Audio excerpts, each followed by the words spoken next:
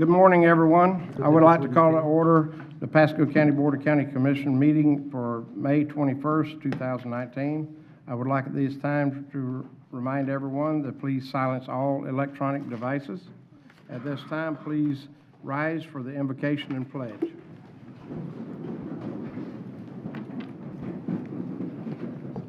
Please bow your heads. O merciful Creator, your hand is open wide to satisfy the needs of every living creature. Make us thankful for your loving providence and grant that we, remembering the account that we must one day give, may be faithful stewards of your good gifts. Amen. Amen. Amen. I pledge allegiance to the flag of the United States of America and to the republic for which it stands, one nation, under God, indivisible, with liberty and justice for all.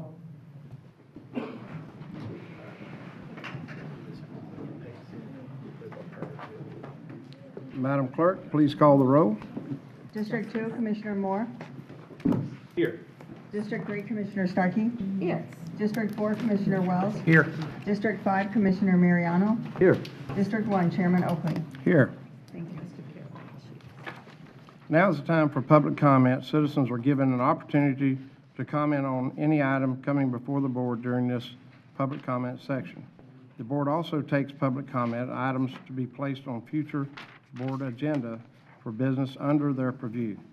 Public comment for public hearing matters are taken during those individual public hearings beginning at 1:30 p.m. Individuals speaking during public comment will be given 3 minutes to speak. After stating your name and address for the clerk, the timer located on the podium will start a countdown. After 2 minutes, one beep will sound and the light on the timer will change from green to yellow, letting you know that you have 1 minute remaining. After the time is up, 2 beeps will sound. The light will change from yellow to red, indicating that 3 minutes are up and you should close your comments. Okay, and who do we have signed up? You have 2 people signed up, Donna Bryan, and then followed by Diane Kobernick. If you want to line up, anyone else could line up behind them. Thank you.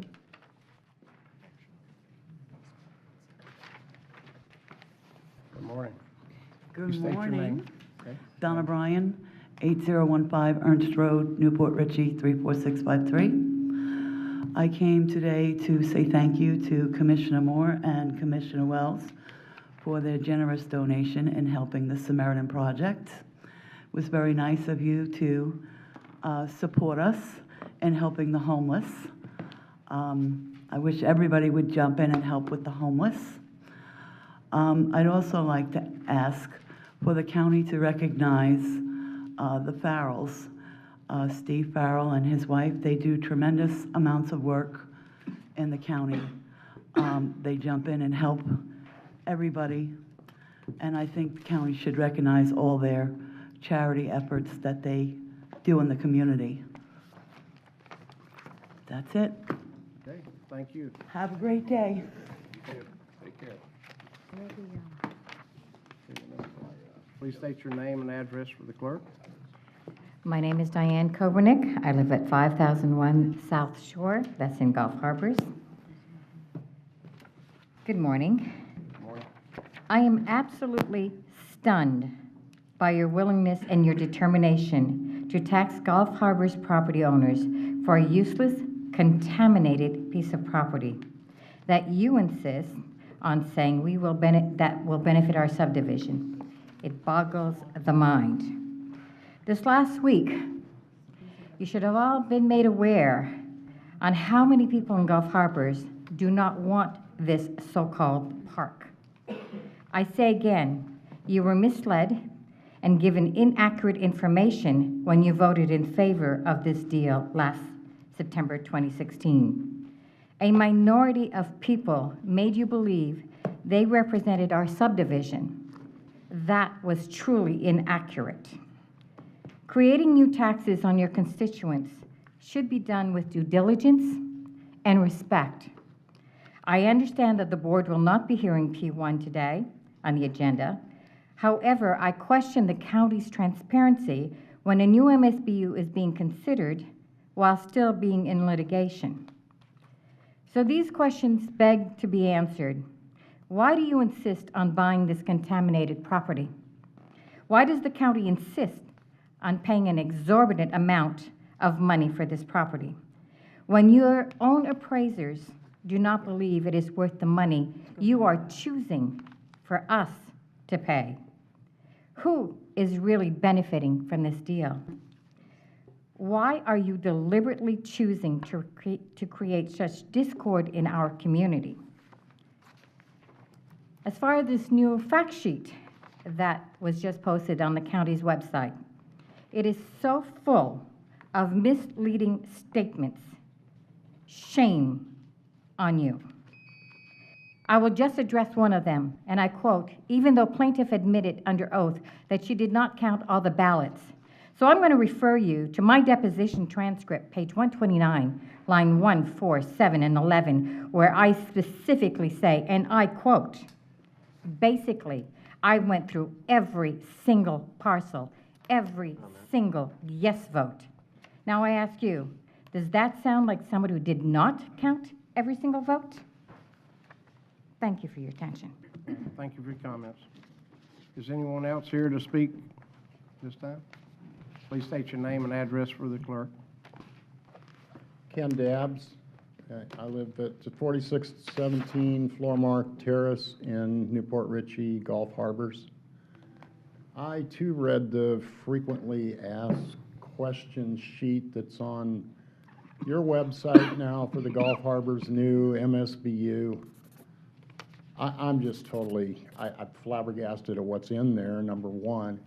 Number two is, you know, the new MSBU says you're going to have, you're going to follow industry standards. You used to, because I downloaded it from your official website, a standard operating procedure for ELAMP. When I questioned staff about that after I reviewed it, it disappeared. Now the official word from the county is you never had one because you, the board, never signed off on it. So now I'm looking at these frequently asked questions that are full of misinformation. There's no signature there's no author, and the board didn't sign them. So why should I believe a single thing that's in there? Here's another question for you. You talk in the new MSBU about where the MSBU will not be charged for the contamination cleanup. Who is? Are you going to charge all these people? Is it going to be a Pasco at-large tax? You don't say who's going to pay for it. Or you just plan on leaving it the way it is. You know, because I went and looked up what passive recreation is defined as, and all the legal opinions I can find say that all it is, it can include a parking lot, a library, a street median. So what, are you going to asphalt the whole thing over? Are you just going to leave it alone? What is your definition of a passive park? You can't say you're going to get a letter that says it's okay to use for passive and not define passive. There is nothing about this deal that's been above board or truthful. And it is just terrible. And this will be the third park that you want to call it, or whatever you want to call it, be the third contaminated golf course you people have purchased and made taxpayers pay for. It's ridiculous. Really, I think it's criminal. Thank you for your comments. Anyone else wish to speak at this time? Please come forward. Seeing no one, we'll move on to the next order of business is consent agenda.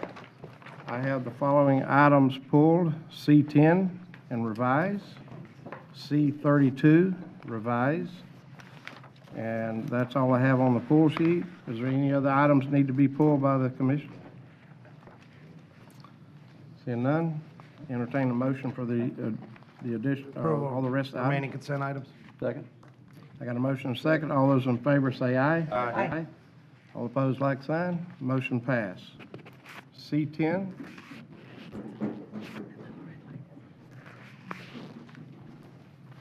Jackson, Office of Economic Growth.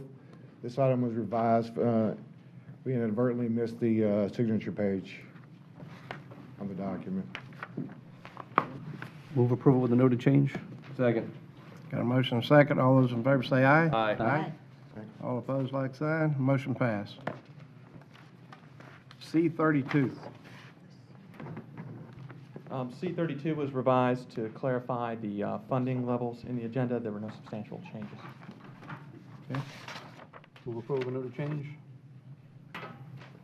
Have a motion? Second. And a second. All those in favor say aye. Aye. All opposed, like sign. Motion passed. Thank you. Okay, let me catch up where I'm at. Now we're going to move, that's all the consent items. We'll move to the section on regular agenda. At this time, I'd like, Mr. Moore, you want to start with R1? Sure thing. Thank you, sir. Mr. Chairman, I appreciate it. So for R1, give me 1 second here, catching up. So I assume most of you have been following the recent ruling when it comes to Pasco County Property Appraiser's Office versus Pinellas County in reference to the 12,400 acres that Pinellas County owns in Pasco. Originally, I think thought of for a well field back in the day, obviously to pump water out of. They've been refusing to pay taxes since 2015. So since this is obviously getting quite a bit of press, I thought it'd behoove us to have that conversation here and bring Gary Joyner and our property appraiser in to have that discussion too and tell us where we stand in the courts. Go ahead, come on, Gary. At the same time, I personally, I'm still appalled that they refused to pay this. Initially, they came into Pasco County, purchased land. We know what was going on at that time during the water wars, et cetera. But now still refusing to pay taxes to Pasco County is ridiculous in my mind. And sorry, Gary, I'm going to let you go in a second. But I agree with you. a couple of statements I know in this case, and I think one in particular is almost humorous in nature that one of the judges made. But when they got the positive ruling at the last hearing, Judge was it Casanova? Casanova. Okay. In my view, the analysis of this issue turns in part on whether, as a matter of law, the asserting county, Pinellas County, is operating as a sovereign in this instance. I conclude that the answer is no because, to paraphrase a line from the movie Highlander, there can only be one. Here, the mantle of sovereign rests on the shoulders of Pasco County because the land at issue rests within the territorial boundary establishing its constitutional domain. So I think the bad thing for cities and counties, not only probably across the state, but across the nation, of what they're trying to do here. But with Pinellas County refusing to pay the property taxes and basically stating that they have what, quote, sovereign immunity from paying those taxes, is that they're trying to set a precedent, and that's what they're doing. So who's to say that Pasco County couldn't go and purchase land, say, on Beach Drive, one of their high-rent districts, one of the up-and-coming areas there, and make an investment and not pay taxes? What if we buy 20 or 30 or 50 million dollars worth of property in Pasco County with a huge tax base and don't pay taxes? But that could continue to happen. Like one example I cited a while back, what about a city somewhere in the nation that funds its own pension plan? Well, they make investments for those pension plans, various investments, right? Who's to say that they're not going to start making investments in property, maybe not even in their own state or own county, outside of that area, just because it's a good investment? So they're setting a precedent, and they're trying to set a precedent that needs to be stopped, and they can't be allowed to continue. In addition, you think about what they owe Pasco County. I think it's, Mr. Joyner? With interest, a couple $100,000. Say a couple $100,000. But a couple $100,000 is a couple $100,000. That's money that's owed to the people that are sitting in this audience and that are watching us on TV today. All right? That could be new equipment at a park. That could be extra hours for a library. That could help with flooding issues on the west side of the county. Heck, that could put a new sidewalk at Sun West there, Commissioner Mariano. Could be a new ball But field. it Wait a could be a new trail. But there's a lot of things where that money could be spent. But in reality, in my mind, you know, Pinellas County is taking this money. You know, so, I mean, it's ridiculous, and I'm gonna let you go ahead and continue. So if you will, I know, so this case has been going on for a while, I think. Did it start with, As it started with, you know, Mr. Wells before started with I got Mr. there. Wells, and you've continued it now, But so. let me ask you one question. About where we're at. The annual taxes on that property runs about what? Well, they haven't paid since 15, you're about 50,000 a year. Yeah. About 50 a year? It's of the whole, most of it's Greenbelt, A so. lot of what our worry is too, is what they can do with this property and turn it into. Correct. It's their property. You know, thank you, Commissioner Moore, for having us and all the other commissioners. You know, one of the things that was brought up at the last case was, one of the judges brought up to the attorney for Pinellas was, what if Miami-Dade went up to Little Okeechobee and bought half of it and turned it into a landfill? What would stop them? Basically, you would bankrupt Okeechobee County, and they would be looking for funding elsewhere. To take 12,400 acres from us is a lot of land. It's a lot. Look, they're making millions of dollars off that land. It's not just a point of they owe us a couple $100,000, but the millions of dollars that they make off that land between pine straw, between timber, between cattle, it's just not fair. It's not fair to the other property owners that do the exact same function in this county that do have to pay. Yeah. We feel that they shouldn't. They feel they shouldn't be exempt. And this is setting a precedent for not just Pasco, but for everywhere. Yep. So talk about the ruling that just happened in the case and about, they've made statements that they're going to They appeal made this ruling. statements. I have to be honest with you, our attorney, Lauren Levy in Tallahassee, I think is doing an amazing job. He was our attorney when I got there. We have kept him because he was very familiar. They gave each attorney 20 minutes. Our attorney took the 20 minutes, pleaded a great case. Their attorney got up and had 8 minutes, and that's all they could stay up there, because I have to tell you, I was pretty impressed. The judges were throwing so many questions at Pinellas's attorneys, they couldn't answer them. And one of the questions, I have to say, is one of the questions the judge asked, the way you're presenting this case and the way it's going and the way you want it to go, if Pasco was to lose, they could technically take this land as eminent domain, and their attorney agreed, yes, they could. So, that's always something to think about. That's a good idea. It's a great idea. I mean, you got, no offense, this county can use that money for, you can make your own money with it. You can do what you want with it, turn it into anything you'd like. I hope we do win. Sometimes, you know, it's worth the fight. I appreciate everybody up here having your support and fighting for it also. But at the end of the day, it's about being fair and fighting for what's deserved here. And that's what we're trying to do. You know, Mr. Wells Jordan, started it. We're have they filed the continuing. appeal yet? They have. They have filed it, okay. Well, I have to tell you, we're pretty confident from talking to our attorney and things we kind of know, we're pretty confident. My opinion, I don't think they have a whole lot left to argue about. I think they've ran out of everything that they have to argue. Even I've heard of some of their own commissioners are wondering what we're doing with this property. They don't even know. And to be honest with you, why it started with an accountant going through and saying they shouldn't pay it, I'm not sure why an accountant is giving legal advice to Pinellas County. I'm not sure, but that's what they went off of. So I watched the follow-up meeting, the Pinellas County Commission meeting. I don't know if anybody else did, and just to review the statements that were made. And their county attorney did state that I think it was the county attorney, am I correct? Did state they are making money off this property now. For a while, supposedly they were losing money, but I think right now it's close to $2 million A year. a year that they're actually making off this property. So they are profiting off this property, but not paying taxes on it. Exactly. So they're running a business. So all our business owners in Pasco County that are paying taxes on a daily basis, not just property owners, business owners that are paying taxes, they're not paying a dime. And we consider them to be just like any other corporation that comes in and buys something. And As a developer. and then two judges felt This the money same way. owed to us is actually not, it's Pasco County, but it's the Pasco citizens County of money owed. Pasco County It's money. Their money. Yeah, It's it's your our money to do citizens that something we with. gotta take care of. Yeah. Absolutely. Yep. Mr. Chairman? Ms. Starkey? She's So asked. I'm wondering if it all got triggered when we did a PVAS out there. I'm not sure who was around here when that occurred. You were. I remember that. Yeah.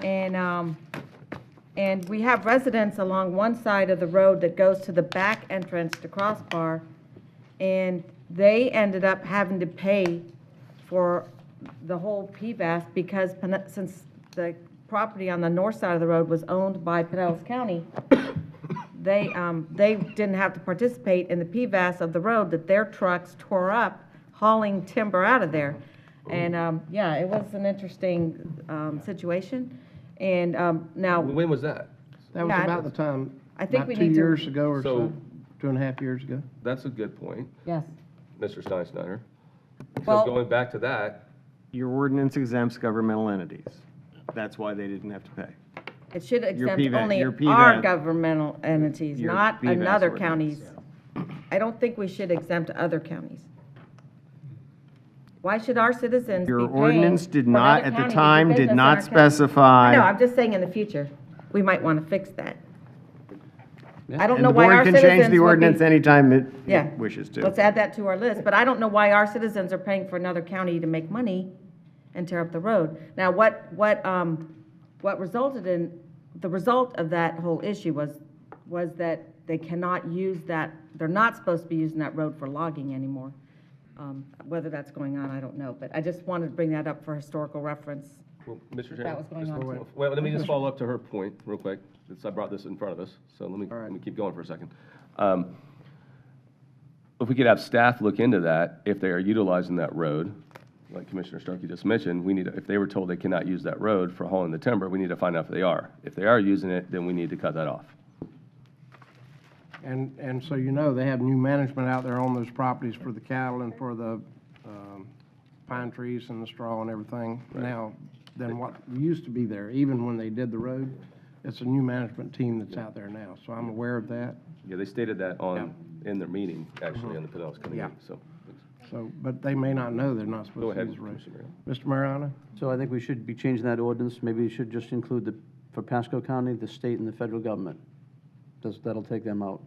I think we should get a camera out there to go check to see if they are running logging trucks on that We could road. just ask the residents. We got to have proof. Yeah, you need more. Once you get proof, than then you that. go back even for the other money. Being that they're an entity making money, et cetera, if we're going to treat them like an entity and it's been 4 years they haven't paid, can't we just go foreclose? Or is that kind of what the process is right now? Well, right now with the lawsuit, Mr. Fasano, tax collector, cannot sell certificates.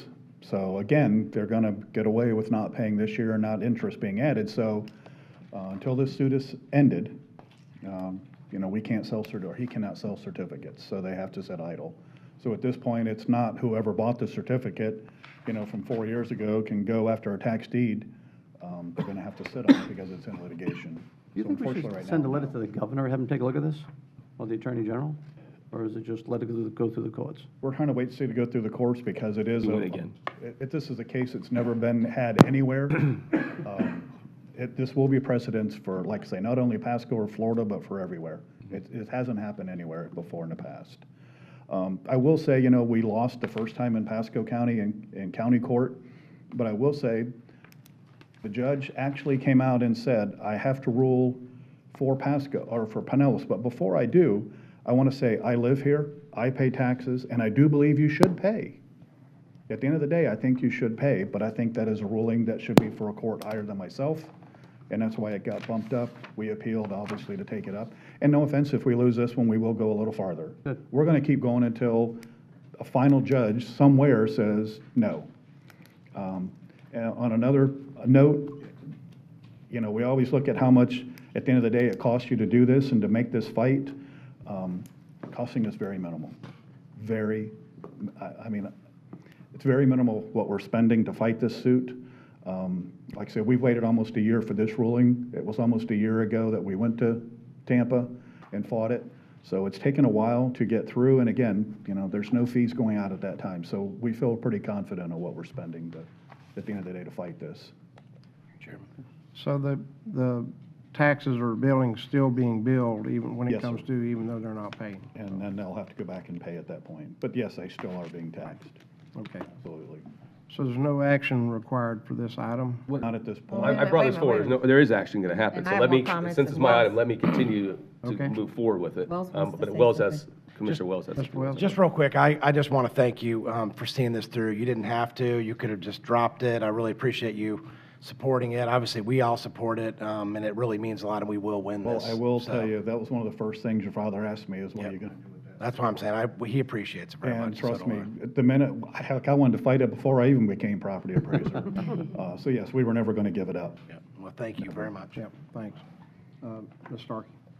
Have we tried meeting with them, with our chair, with their chair, or you with their county administrator? Has diplomacy got nowhere? Not on this topic, no ma'am. I have lots of We've friends had on the other, Pinellas we've had other County Commission. discussions with Pinellas County, but not on this Sent a topic. suit, so it's Well, kind of hard to meet litigation with. now, yeah. And Keith is on their committee to look at how to use this property, but, I mean, but other than that, not with respect to this litigation, Right. no ma'am. So when you listen to it, I don't even know how to do that. I'd be interested to learn how to do that. Well, Annie got it for me. Michelle, so what was the mind of the commissioners? I mean, they really think this is something they should continue to They build on? were fine defending it. You know, they asked a couple of questions. I think one of the questions, I might misstate being which commissioner said what, so I won't say that. But in general, they asked a couple of questions. I know the chair of Pinellas County was wanting to move forward with Karen? defending it. I don't remember what her name is. Karen's here. I know Commissioner Long made a statement or two. I think Commissioner Long asked what, if I'm not correct, what was happening at the property, who was managing it. They did bring up about, at one time, there was discussions about selling the property to Pasco County. They stated that they would not want to do that. The commission, multiple commissioners stated that they would not want to sell that property. There was a little joking from the chair and one of the other members about, in a funny way, see, I told you so, or something like that, about how this could work out maybe to their benefit in the future. You'll have to watch it yourself, again. In my opinion, just to what you stated, obviously, Mr. Joyner's office is moving ahead with defending this appeal, I guess you could say, right? Defending the appeal. I did talk to Senator Fasano. He's in full support of anything we want to do on that side. If anything he can do to help, he's willing to. There may be more things he might want to do on his side too. Right. But you're correct about the tax certificates. If it ever went away, we could buy the tax certificates. Yes. And then you can maybe own the property that way if you got so lucky. You never know, right? But I think we need a letter from this board of, to be drawn up possibly by the county administrator or county attorney for this entire board to sign, stating in some manner that we're appalled at them moving forward with this and we feel they need to pay their taxes. I think there needs to be a statement from this board in some manner. I think it's even more than them paying their St. taxes. Petersburg? I think it's to be careful about setting a precedence that could affect a I agree. national precedent. I agree. If they sell this property, do they pay capital gains? Can't answer that. I mean, how does that work? Yeah, no, that'd be a question for Mr. Steinschneider. I don't think government pays capital gain taxes. Yeah, I don't know that they're subject to federal taxation, Yeah. but they may be. But I would ask, since they are running a business, I don't know if they have some type, they have a business tax certificate in Pasco County. I'd be curious to know that. Since they are running a business, an actual for-profit business. And here we are investing all this money in the wildlife corridors, and we don't know that property, we don't know. We don't know what they can do We're with not that sure in the what all they future. use it for. Yeah, they could do multiple things with it Absolutely. in the future. And we also worry about them buying more, There's a lot of beautiful land out there, we just don't want them to buy it up.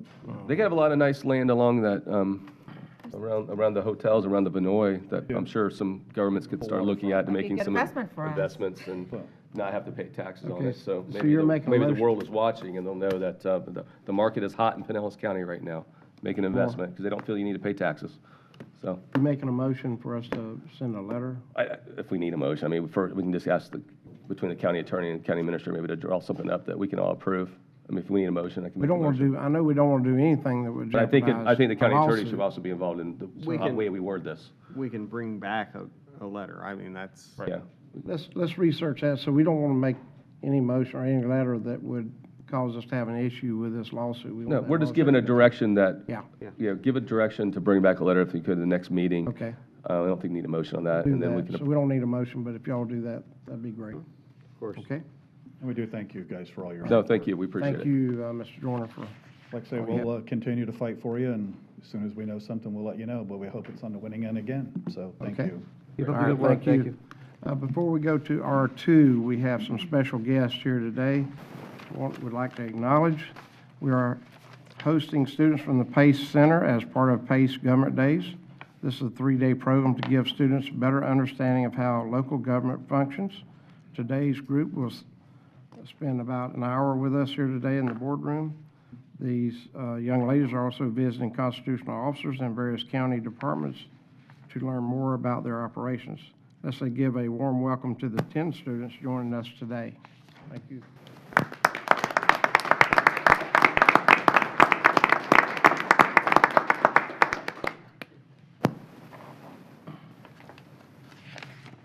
Johanna, you have something you want to do now, or? Commissioner, I think there's a walk-on resolution from the clerk. Okay. There is. Thank you very much. Thank It's you. actually from all the commissioners and the clerk. Do we need a motion? Motion We for the walk-on? move the emergency. Second. Second. Got a motion and a second. All those in favor say aye. Aye. Aye. All opposed, like sign. It passes. Thank you. If anyone here is representing PACE, if you could go to the podium, please.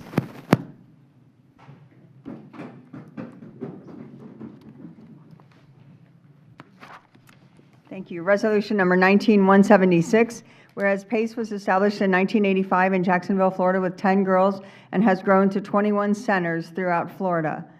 And whereas PACE Center for Girls have helped more than 47,000 at-risk girls reestablish priorities in safe environments, providing the tools for them to develop and sustain healthy relationships and paths for success. And whereas PACE applies a holistic, gender-specific, strength-based, and trauma-informed program model to address the needs of girls, garnering recognition nationally as one of the most effective programs in the country for keeping girls from entering the juvenile justice system. And whereas PACE helps girls find their voices, achieve their highest potential, and celebrate lives defined by responsibility, dignity, serenity, and grace. And whereas PACE has developed a nationally recognized research-based non-residential program model that features a balanced emphasis on academics and social services with a focus on the future and for middle and high school aged girls and young women.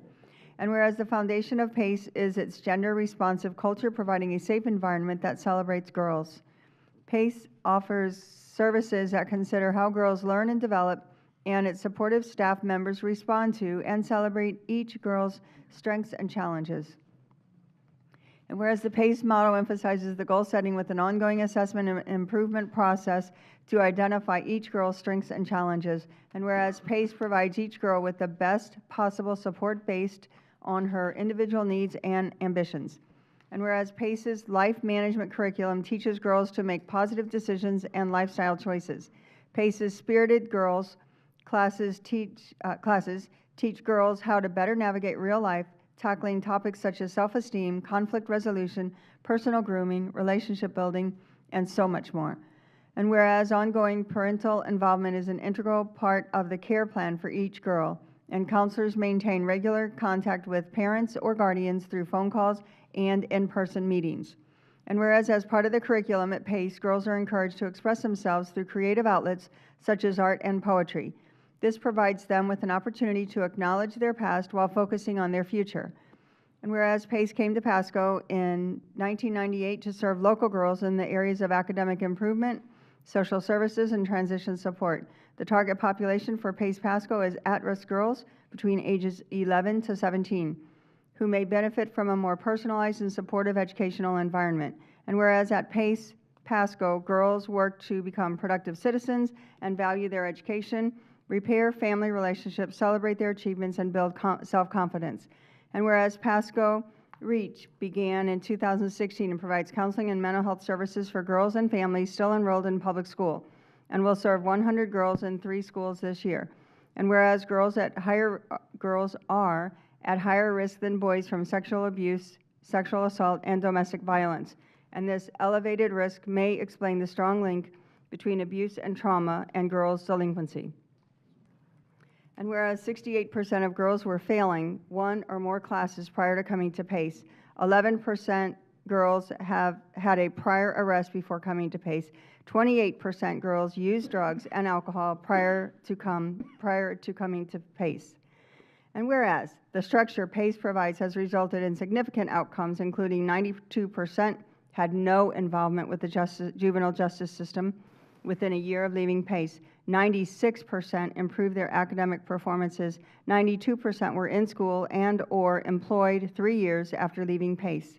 And whereas Pasco PACE serves about 122 girls annually with an average age of 15, and whereas PACE coordinates an annual breakfast celebration to identify some of the PACE girls' heartbreaking struggles and highlight their amazing accomplishments. And whereas the Board of County Commissioners and the constitutional officers of Pasco County recognize the value of PACE and created PACE Days in Pasco government to provide opportunities for PACE girls to learn more about their government and potential career choices.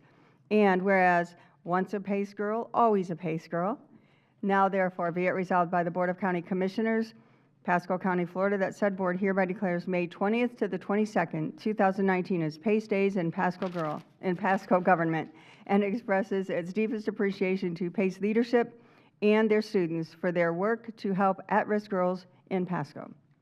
Move approval. Done and resolved in regular session with the quorum present and voting this 21st day of May 2019, signed by the board. I know. Have a motion and a second. Have a motion and a second. All those in favor say aye. Aye. Opposed, like sign. Motion passed. Welcome. Thank you. I'm Gail Armstrong, the Executive Director at PACE Pasco, and it is a privilege to work with these young ladies every single day. And it is an honor for everybody at the Government Center to welcome them for these 3 days. They learned so much. In fact, one of our girls said she went home after doing this and told her mother things that her mother didn't know about what goes on in the government over here. So the girls are getting a great education. You're making them feel very welcome, and you're supporting them in their career choices. So we cannot thank you enough for the resolution, and you're welcome to our girls. Thank you. Thank you. Let's have them introduce themselves. Yeah, we can do that. They love that. Start with Mr. Moore. I'm Zilka Beganovich from Pace Center for Girls. I'm 16 years old. Good. Welcome. Justice? I'm Justice. Speak up. Yeah, go right into there. You can do this. We got grown-ups act that way, too. I'm Justice from Pace Center from Girls. How old are you, Justice? 16. Thank you. Okay. Excellent. I'm Patience Ramsdale from Pace Center for Girls, and I'm 16. I'm Janiyah Banks from Pace Center for Girls, and I'm 15 years old. I'm Abby Roberts, and I go to school Pace Center for Girls, and I'm 16. Awesome. I'm Michaela Case from Pace Center for Girls, and I'm 16. I'm Madeline Buds, and I'm 15. And we have one more over here, Cassie, in case you thought I was going to forget you. It won't move. Never. Okay. Sorry. I'm Cassie Legender from Pace Center for Girls, and I'm 17. Cassie's graduating in a few days. Oh, awesome. All right.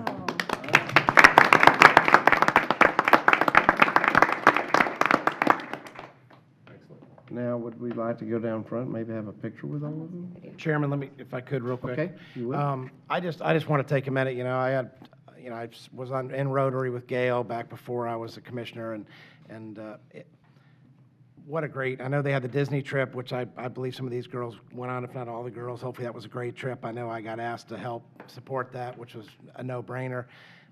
Every opportunity I have to go over there and visit, I don't do it enough. But I just want to let each one of you know how, first of all, proud I am of you being here with us, and what an inspiration you truly are. I've got friends that have graduated from PACE that I go meet her for lunch, and she's doing so great. And the things that you have been through, you are leaders. You are unbelievable young ladies.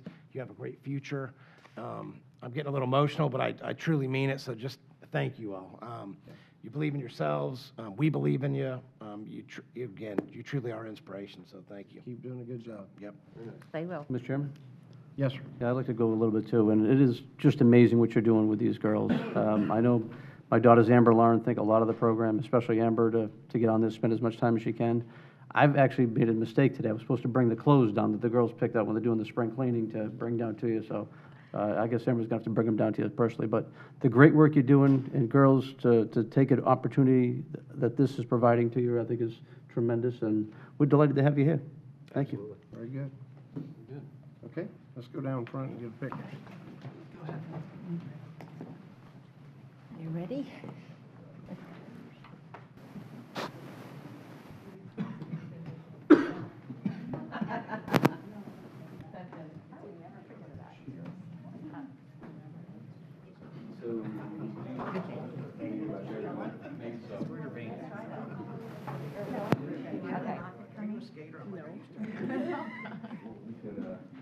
Let's go back here. We'll probably need to do that. So we'll come over here next to me. We'll line up kind of like we're on the dais. Yeah. Yep, so you're on my left. You're getting it over there. Sure. Yeah. Let's just do it how we're sitting. Yeah, do it like we're sitting. And then we have to turn a little sideways. I see you going all day.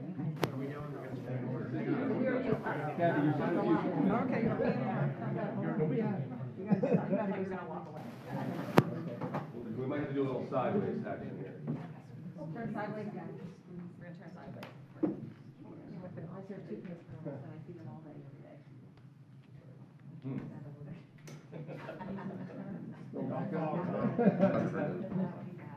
There's no, we don't have insurance for that chair. Okay. I think there's everybody. Look right here, and right here. And one more time. Everybody's eyes are open. Thank you very much. Hold on, stay with your back.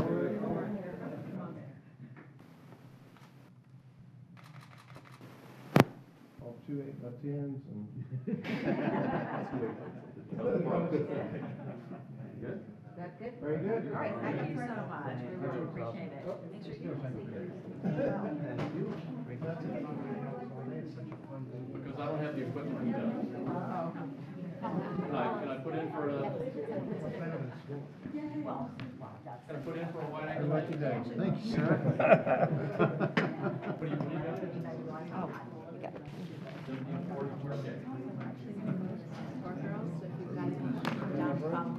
Oh, you guys are going to the Oh, courthouse. okay. Well, Oh, they're nice not to staying see with ya. us? Take care, have a great That's one. it? Enjoy your day. Get to watch it?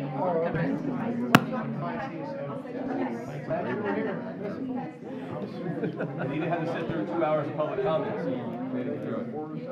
You couldn't get it.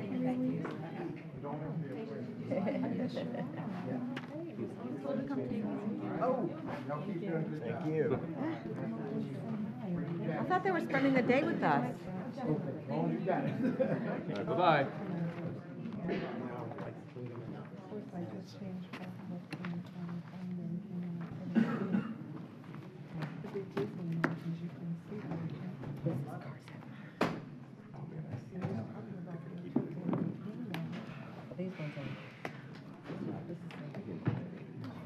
Oh, yeah, but I wanna, I do a newsletter, I don't want to get this first one. Gotta put some notes.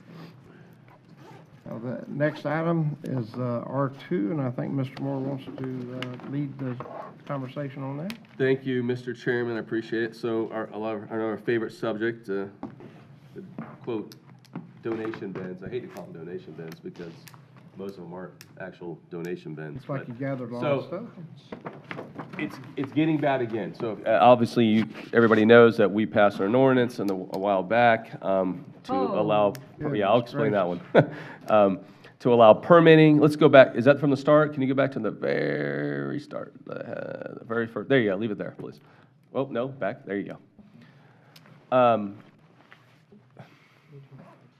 Hold on, we're having technical difficulties. Christy doing that? I'll continue on while we're waiting for that to line back up. I think it was about, a year and a half ago or so, we passed an ordinance that stated that these need to be permitted. So far, we've had 0 people come in to actually get a permit and sticker for their, quote, donation bins. So the issue is getting bad again. as you can see, this, I'm not going to name spots. The reason I'm not going to name spots because I don't want people to return to those areas. But if you can see that one, there was donation bins out there. I noticed the donation bins because it is a route I take. Within probably 48 hours, this is what it turned into one day. Obviously, this wasn't just Mr. and Mrs. Smith, grabbing a mattress out of the back of their house and bringing it to their. Okay, I'm making an assumption that this looks to me like a junk hauler or somebody that obviously goes in and clears apartments or rental homes, because literally this happened over probably a 48-hour period. Think of the cost to either the county or private property owners, what that costs to clean that up, including tipping fees and time. So I had some long conversations with Ms. Sims last week about what can we do about this. I would like to see an outright ban. When I say an outright ban, never again in Pasco County that I think any of these should be placed anywhere. Ms. Sims will explain during some of her research what we may be able to do and we may not be able to do.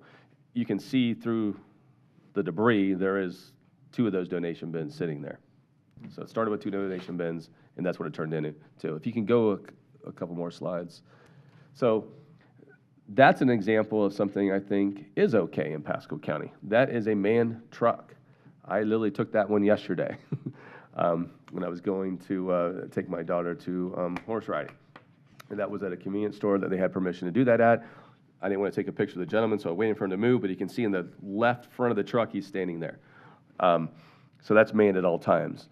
I know where I live, after garage sales, they bring the trucks there. I think it's Goodwill that comes to the clubhouse. They get permission. They do a really bang-up job of getting things after those garage sales. There's certain areas across the county, I think of Publix in Wesley Chapel. It is the Publix. I think on Bruce B. Downs and 56, I do see the trucks there from time to time picking up donations. So my thought is, if there's a way to ban these in some way, there are still opportunities there for legitimate charities to accept donations without having to have these small bins. I think going back, you remember the majority of what we're seeing out there of these, quote, I'm just going to call them collection bins because the majority aren't donation bins. Majority of them don't have a phone number. If they do have a phone number on them, nobody answers, or it's not a real phone number. Going back to what we spoke about last time, a lot of these show up when the textile market's strong, when the commodity's strong, they start showing up more. When the commodity's bad, you don't see as many, or they're just not taking care of them or cleaning them out. But we have to do something. So Christy and I talked about what can be done. That one you saw at that one site, that bin was seized by Pasco County for illegal dumping. So Christy, I'm going to let you explain. I think it was a great maneuver because if they're putting those on private property, they're actually dumping them on private property. So I'm going to let you take over for a second, Christy. All right. So this is clearly not Commissioner Moore's favorite business, nor is it mine from an enforcement standpoint. But the question is, what legally can we do? And we started off at one end of the spectrum was, can we ban them altogether? And the answer legally is no. There's a number of court cases where there have been permitting schemes that have been upheld. We have such a permitting scheme. The permitting requirements for bins in this county require a site plan, written consent of the property owner, which I think we've just now recognized is a problem. We're not dealing with property owners who have entered into a contract with these various entities. We're dealing with property owners who have had these just placed on their property without their knowledge. And they're supposed to be regularly emptied. They're supposed to be marked. If they're not for charitable purposes, there's supposed to be signage on them that says this is a for-profit entity. going back a little from an enforcement standpoint, the ordinance, well, and let me also make the point that our current ordinance and permitting process does not allow these donation bins to be placed anywhere except on improved paved surfaces, on a developed and occupied non-residential parcel. So in other words, if it's undeveloped, if it's not occupied, if it's not paved, they're not allowed to be there. If it's residential, they're not allowed to be there. So those are our rules right now. There are some exceptions, however, and this sort of ties in later. If it's a recyclable business, if it's the government collecting recyclables, that sort of thing. If it's a church that wants a bin, they're allowed to put it out on their own property and collect it. And I want to just tell you flat out that our current ordinance, I don't really think that, I'm not going to say we haven't had the opportunity to enforce it, but there has never been a large enforcement action to get what we require together and going until now. The first thing that happened was when we started enforcing it right after it was passed, an attorney contacted our office and pointed out that there was a tiny little thing left off regarding the timetable for denying permits. So we had to go back in and amend the ordinance, and it seems to have sort of gotten lost in the enforcement whirlwind since then. The HRE team has taken this up with code enforcement and it attempted to map all the present locations, although these things move around. And last week sent out demand letters to the property owners saying, you have an illegal donation bin on your property, you may not be aware of it. If you've been the victim of illegal dumping of this, then contact us and we will follow the process that we did with one last week, which is to have a road and bridge, go out, collect the materials, dispose of the junk,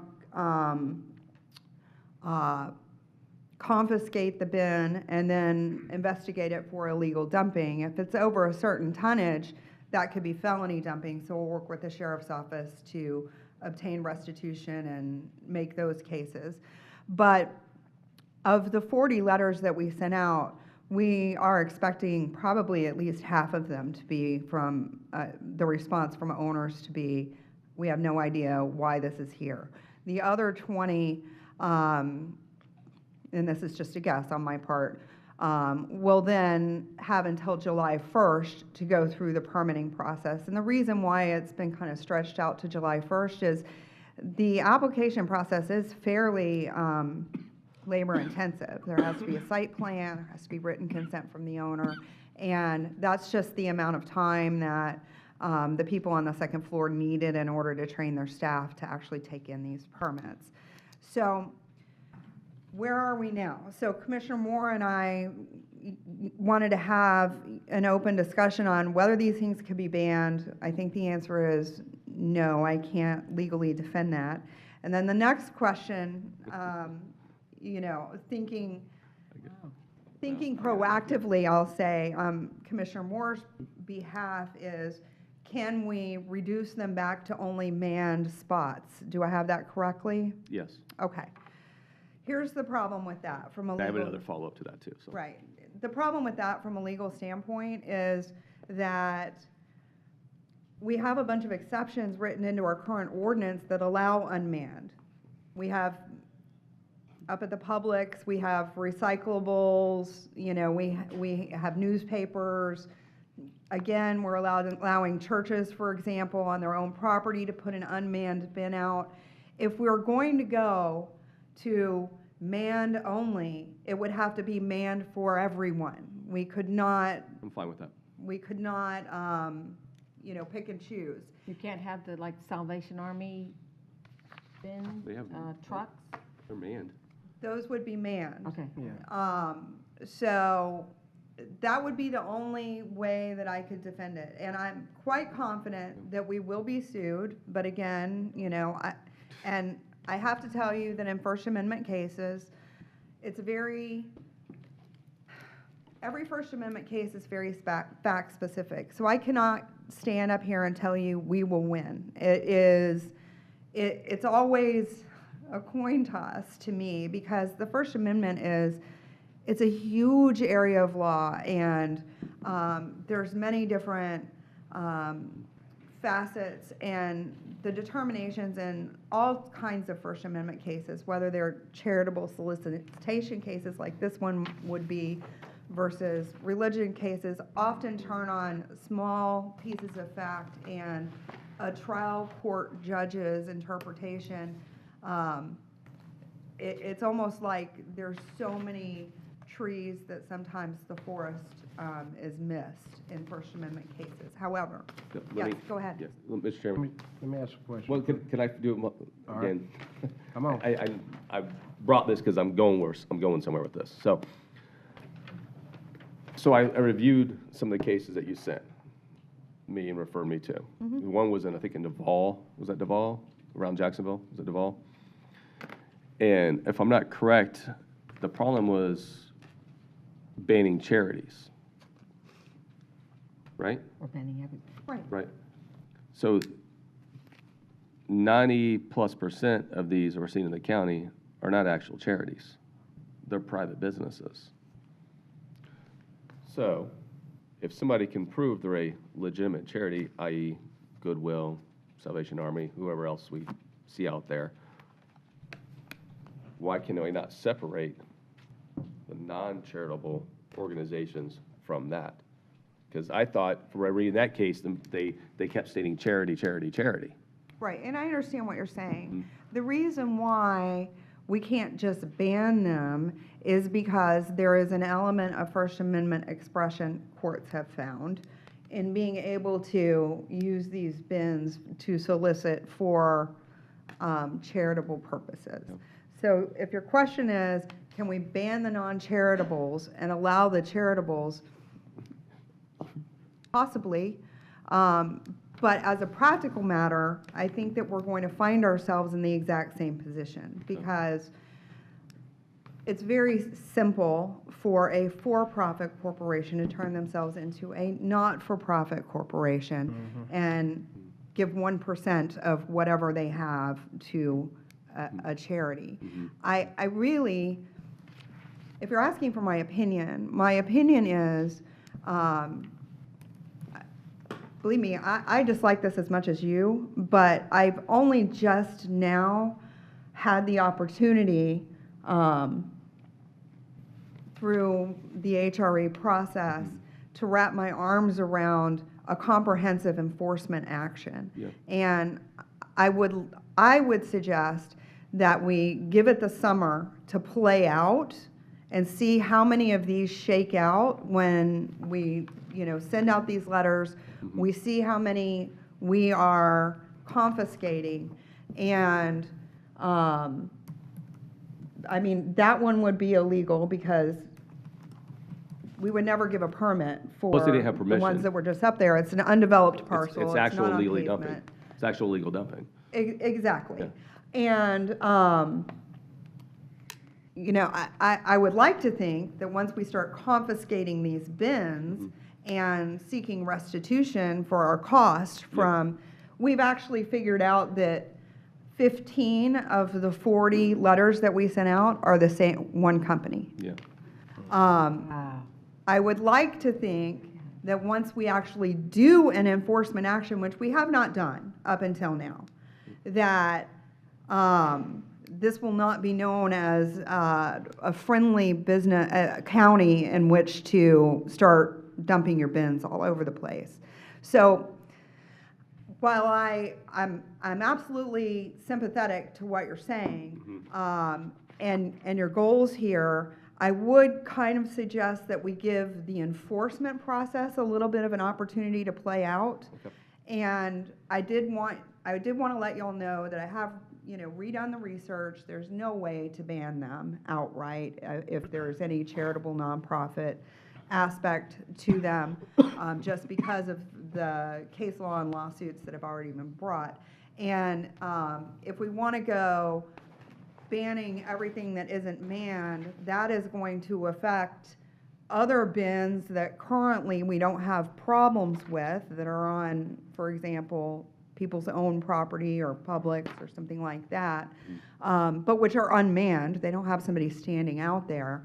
But if we went that way, it would have to apply to everyone. Okay, so to continue on with that, what you did last week, which I love, is you took these bins, or actually holding them up for evidence for an illegal dumping case. Now, looking at these two bins, these are two of the heavier bins. My assumption is once the weight comes in of those two bins, it's going to be in the felony realm. It's going to hit that weight. I suspect so. Yeah. So moving forward, since you already have a letter stating from somebody that they did not allow that on their property, that is dumping, they more than likely will be charged with a felony. Right, we will be turning, so what we did was we had Road and Bridge collect all of the debris, both inside the bin and outside the bin. We asked them when they tipped it to keep a measurement of how much that was, plus the weight of the bins themselves. I suspect that it's going to cross the line for a felony. We will be reporting this to the sheriff's office and asking the sheriff's office to investigate, because when you call the number on the bin, it just goes to, hi, this is Joe Blow, leave me a message. I've called 20 of them. Right. No. And we will be filing a complaint with the sheriff's department, along with the property owner, for dumping, and we will be seeking our costs to remove these as restitution. And so we are holding the bins right now. So there was the other one was, and I don't think you and I have talked about this one yet, but I did get a call from a citizen randomly, coincidentally actually, that somebody placed one on their property. What do I do? And well, you and I did talk about that. That's right. We did talk about that. So here you go. Let us know where it is, and we will take this and confiscate it and use it for an illegal dumping case. And I think that's a great route, because every one of these, since you sent the letters out, if they're going to get hit with either a misdemeanor or a felony, and a lot of these are going to fall into the felony category, and we seek restitution, I think this may potentially could play out well. Again, now you need to find these folks and find out who they are, but phone numbers can hopefully be attached to do a little research. Maybe you can find out who the actual phone numbers are for. So. A question on that Okay, part of no, it? just wait a minute. Okay. So if you're going to charge somebody here, it can't be the person with the dumpsters that are asking for clothes and shoes for all the other material that are there that doesn't fit clothes and shoes. Why not? They're not a asking nuisance. for anything like that. There's other people that have done They're causing the that. problem. They're causing the problem. They cause people to dump Yes. Yeah, it's a magnet. furniture there because They they're have asking for aided clothes and and shoes. they have aided and abetting dumping. They've placed the dumpsters themselves on private property without permission of the property owner. That's the first aspect of it. The second aspect of it is that they have invited people to bring items to this location and provide it. Because of their bins. Yeah. Yes. These aren't charities we're talking about. These are not charities. Yeah. I don't know even whether see they the are or charity not. ones I are don't hardly know who around these anymore two because bins they don't belong clean it up, Starkey? you know? Yes, so I was on the board of the American Red Cross when we were approached by one of these companies, and we did work with property owners to put a series of these in the county, and I think we were the first ones in the county with them, and they were white with the red American Cross logo on it, and we got like $1,000 a month for each one. But I can tell you the cost was so much because the Red Cross had to send people out to clean them up. They took them all out. My question to you is enforcement. What if what if they're out of state? How do we get money how do we enforce fines from these people? Right, enforcement is always going to be whether we can serve them, whether we can get them into court. Certainly, we're going to have to do some work on that end. but these are two donation bins that aren't going to be moved around the corner. Right. They're gone. And I'm all for I think we should just have none. All right. And sometimes I think, the property owners also, like I said, when we did it, the property owners were getting a fair amount of money. And if they're not participating in that charitable cause, they may be being reimbursed for that location by these bins. So then the property owner also can be liable. So Our ordinance does provide that both the owner of the bin and the property owner are responsible for By both? having a permit, they making get sure that it's appropriately monitored and emptied and all of those things. I just I didn't want to, on my first, I'll say, enforcement grenade on this, to assume that all of these property owners are aware that this is on their property. So that's where we're at. I'm happy, as I said, over the summer, as the summer goes on, to look at having manned locations only, but I did want to sort of bring it to your attention. We can't ban them. If you want to look at manned, you have to think about how that's going to affect other people who have unmanned collection boxes. who's that? Sorry? Who has unmanned collection boxes besides these?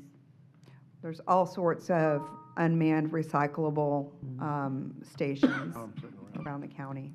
Well, Mr. Chairman. Let me tell you this, we have a time certain for Yeah, 11 o'clock, and we're 10 minutes after. I know. One more thing. And so we need to wrap this up One more and thing. go forward. Thank you. One more thing. Again, going back to what you came up with, and I commend you for this, I think this will work, and this You can will say help. brilliant, that's Yeah, fine. You are brilliant. You are brilliant. You're brilliant. You're brilliant. Oh, it's funny because we're on the phone. None of them heard that. Look at that. Yeah, we were on the phone last week, and Kristen and then she's talking to Jeff, and she goes, "We got one. We got it. We got an idea." So again, once these are being confiscated, obviously, and they're being cited for illegal dumping, we know that that's going to help because these aren't going to be in the street anymore. But I think it's important. So, and I'll ask help from anybody in the media out there too, if they decide to write a piece on this, that please, for the private property owners that are having these illegally placed, let us know, because we want to take them and use them for evidence. So for anybody that has a private property owner and has these on their land, we would love for you to let us know, because we will come and get these off your property, and now we'll use them for evidence. So that opportunity is there. So if there is someone who finds one of these on their property, we are asking that they email hrecontact@pascocountyfl.net. hrecontact@pascocountyfl.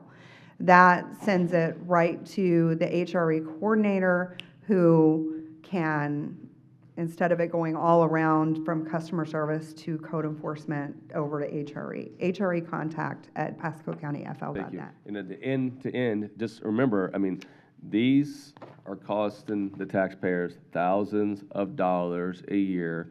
They're costing staff time, a lot of staff time. It took a long time to clean this one side up last week. So it's costing taxpayers money. So if citizens see them out there too, and you think they're on private property, let us know. Is this cleaned up now, this site? It is. It is. No dumpsters are gone? It's all gone. Yeah, hrecontact@pascocountyfl.net. Thank you, Christy. Thank you. Okay, thank you. Thanks, Christy. All right. Go after them. Go get them. Now we move on to our time certain, R3. Good morning. My name's Shauna Lloyd, and I'm a partnership specialist in Central Florida with the 2020 census. So I'm here to give you an update on what's happening and how the counties are getting involved in what's happening with the census. This one is forward, right? Thank you. Which way do I point? That way. Okay, perfect. Thanks. The 2020 census is here again. According to the Constitution, every 10 years we do have to take a census of everyone living here in the United States, so that way we can have an accurate count of our population. Local governments are always very key because they assist us with getting the word out, letting people know that we have jobs for them here in the local areas. It's also important because you guys participate in LUCA, which is a local update on address canvassing, where you guys tell us where you have new home developments and other entities that we don't know about. And you also assist us with the complete count committees as well. Why is it that you have a vested interest in the census? We like to say it's the power and the money. It affects our apportionment, our representation. In 2010, we gained 2 additional seats in the House due to our increase in population. We're estimated to gain another seat in 2020. It also affects the federal funds that are distributed based on the allocation of our population. It's to the tune of about $675 billion per year over the decade. This is the percentage rate of households that returned the census in 2010. Across the U.S., the return rate was about 72%. You can see Pasco was at 76 in 2000. They did gain another percentage point to 77 in 2010, and we want to make sure that we continue that trend because it's a little less than 1 in 4 that did not respond. So that leaves a lot of dollars on the table, so we want to ensure that we're engaging everyone here in Pasco County. This is where we gained 2 seats. These are the states that gained seats. And these are the projections for 2020, which is, as I mentioned, we're slated to gain another seat. Why is this census different? This census is different because it's going to be the first time it's completely automated. So households will go online on a smartphone, an iPad, a Surface, a laptop, anything that can access the internet, they can respond that way. There is a secondary method in which they can respond. There is a 1-800 number that they can call and receive assistance to complete their form. They can also receive in-language assistance. Right now there's about 17 to 19 languages. They're looking to increase that. You can also request a traditional questionnaire. However, it has to be called, requested, and mailed back. So we are looking for residents to reply one of the automated methods. It's important to note that the census and no census worker will ever ask for your social security number, your banking information, any sensitive information we won't ask for. We won't ask for a donation on behalf of any political party or organization as well. The census data is private and confidential. It's protected by Title 13, which says that we don't share it with any other governmental agency. It's only shared in the aggregate. So something called a census tract, which is about 3 to 4 city blocks, is how we report the data. We know that there's so many people living in this particular census tract. The census data is also sealed for 72 years. So by the time it comes out, most of us are either not here or we don't care. We're too old, doesn't matter. Why is it we don't get a successful count? What we've realized is that there are areas that have certain attributes that tend to become what we call our hard to count communities. We've noticed people living below poverty, anywhere English language is not the first language, a lot of small children, high percentage of renters, first-time takers of the census, think millennials or students. Those are things, single parents, we notice that they tend not to respond to the census. This is a heat map of the low response score. The middle is Florida. The darker the orange, the higher the response rate. So you can see that there are some areas where we have a very low response rate. This is actually generated by a census tool called Roam. We can actually zoom into the tract to see exactly where here in Pasco County our hard to count areas are. Our outreach strategy, how do we combat the hard to count? The hard to count, we typically find that it's better when they receive the messages from people that they know. So the census, we encourage counties to form complete count committees, which are volunteer committees. They basically take the message of the census and they determine how best they want to get the message out to their residents. They're allowed to tailor the message. We support them with getting them all the information that they need so that way they can effectuate the message to the residents of that particular area. Complete count committees are formed at the state, county, and city level. So we do have complete count committees at the state level, and other counties that are also doing it. The reason we do it that way is because you understand the demographic that we're looking to reach, so they're able to tailor the message a little differently. Our complete count committees have subcommittees. These tend to reflect the areas within the particular demographic: education, faith-based, small business. Sometimes there's a city and county subcommittee where the cities will come under the county and join the effort.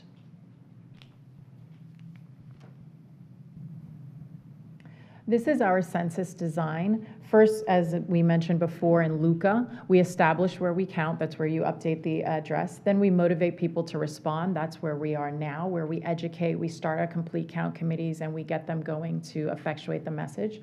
We then count the population starting next spring.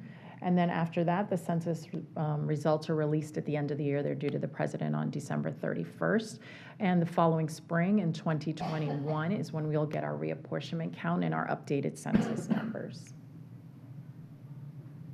We also want to get the information out about the jobs that are available. We do hire from whatever region and area that they are from. That's because you understand the area, the geography, the residents, the little nuances within the culture. So we do look for people within the community to apply for the jobs. We are the largest peacetime operation and employ more people during this than any other operation of the government.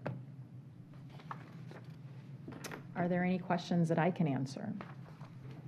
Ms. Starkey? Could you go back to that heat map? Sure. This one. I pulled it out from your presentation. I'm trying to understand it. There we go, sorry. So, red means good response. Opposite. Red, the darker the red, it means more people did not respond. Oh, did not respond. Correct. Did not. So what is the gray? Because I don't see it on your, The gray, typically, if you zoom in, that's going to be a little bit more, it's a little bit lighter, close to the yellow and the white. It's because we had to zoom all the way out and copy it. It's not as great, yes. so where it's dark, it's a good response.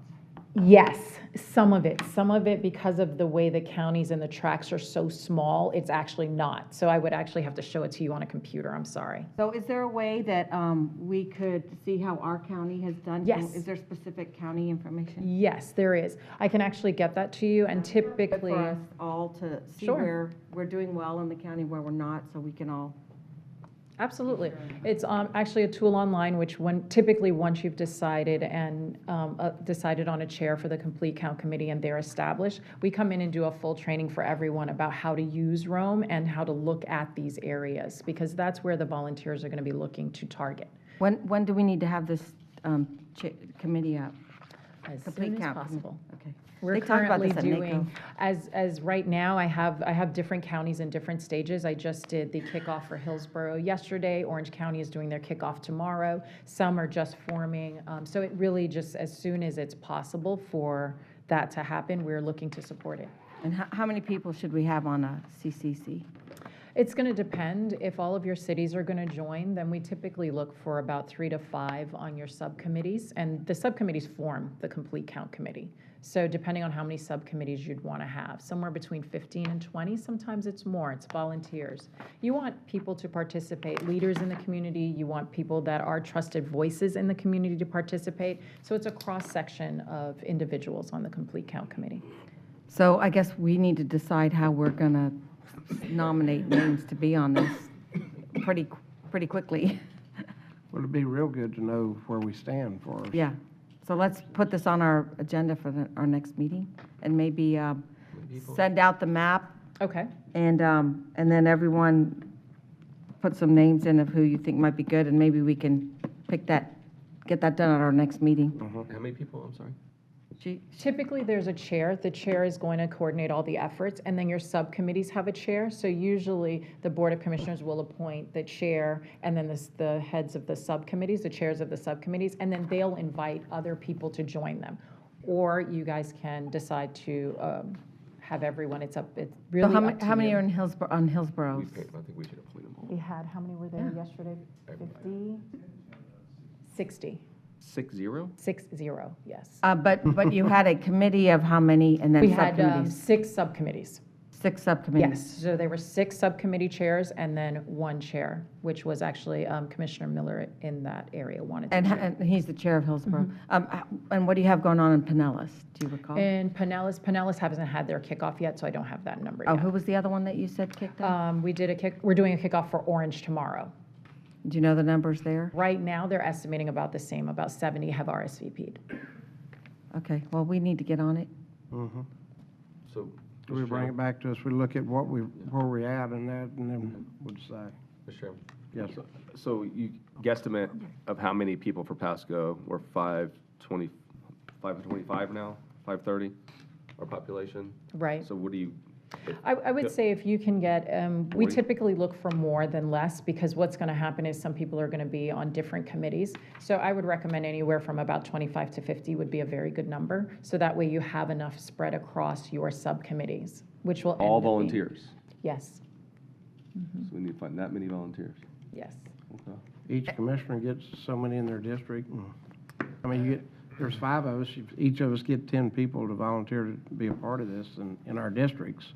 And you Right. got 50 people all over the county. You'd be surprised, and you want to make sure that you have some kind of someone who represents social media, because there's going to be, you might want something on your website within the actual county.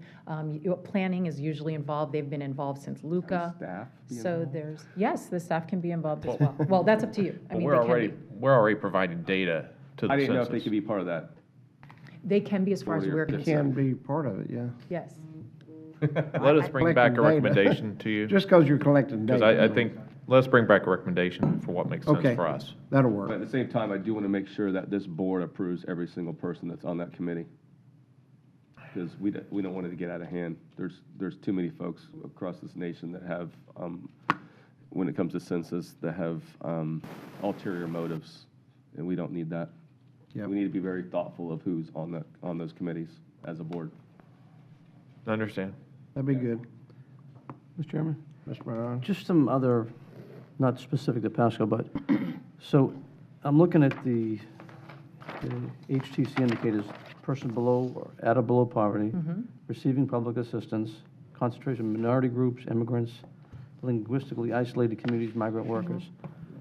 If these are the people that we're having trouble getting signed up, do you see any problem with going electronically with a smartphone? I mean, do you see Yes. any disconnect with that? Absolutely. So there are going to be populations that we think we are going to have a hard time with that, which is why we're offering the 1-800 number, because we recognize some of those populations are going to have a harder time accessing it. So they can still request either the traditional questionnaire, or they can call the 1-800 number. And this is part of where the Complete Count Committee, if there's a large population of that sort of unique population, you want a subcommittee to address that, because what you're going to want to do is have that subcommittee decide how it's best to effectuate that message to that particular group. So let me ask another broader question as far as, when censuses, as I recall, you've already got something in the mail, it goes to a house. So you know that everybody in that house gets that one census. At least you get control of that one piece of property, that one paper coming back or not, and then you send it back in. Right now, if you're going to go everything online, I mean, are you worried about how that could come out? They actually think it's going to be more efficient, because if you think about the process, when we mail it to someone, what they found is you're asking them to make 2 calls of action, which we know are very typically not easy to do. You're asking them to receive it, make sure they get it out of the mail. They have to complete it, actually 3, and then return it. There was a significant amount of people that were not responding. Even at 77%, which Pasco was at in 2010, that's a little less than 1 in 4 person actually just never returned it. Versus if I'm sitting at home, I can just answer it on my cell phone. I can do other methods. So we're hoping that it actually helps increase the response rate. So I think for 75% of the population, it's a great move. But for the other 25, it's still the other 25 that's hard to get. Now you don't even have something you can even hand them. You've got to still have them go by phone or go by a computer. Correct. If they would like a traditional questionnaire, they can still request it if they would like. And this is part of why messaging is important. Counties are doing different things depending on how high and where their hard-to-count populations are.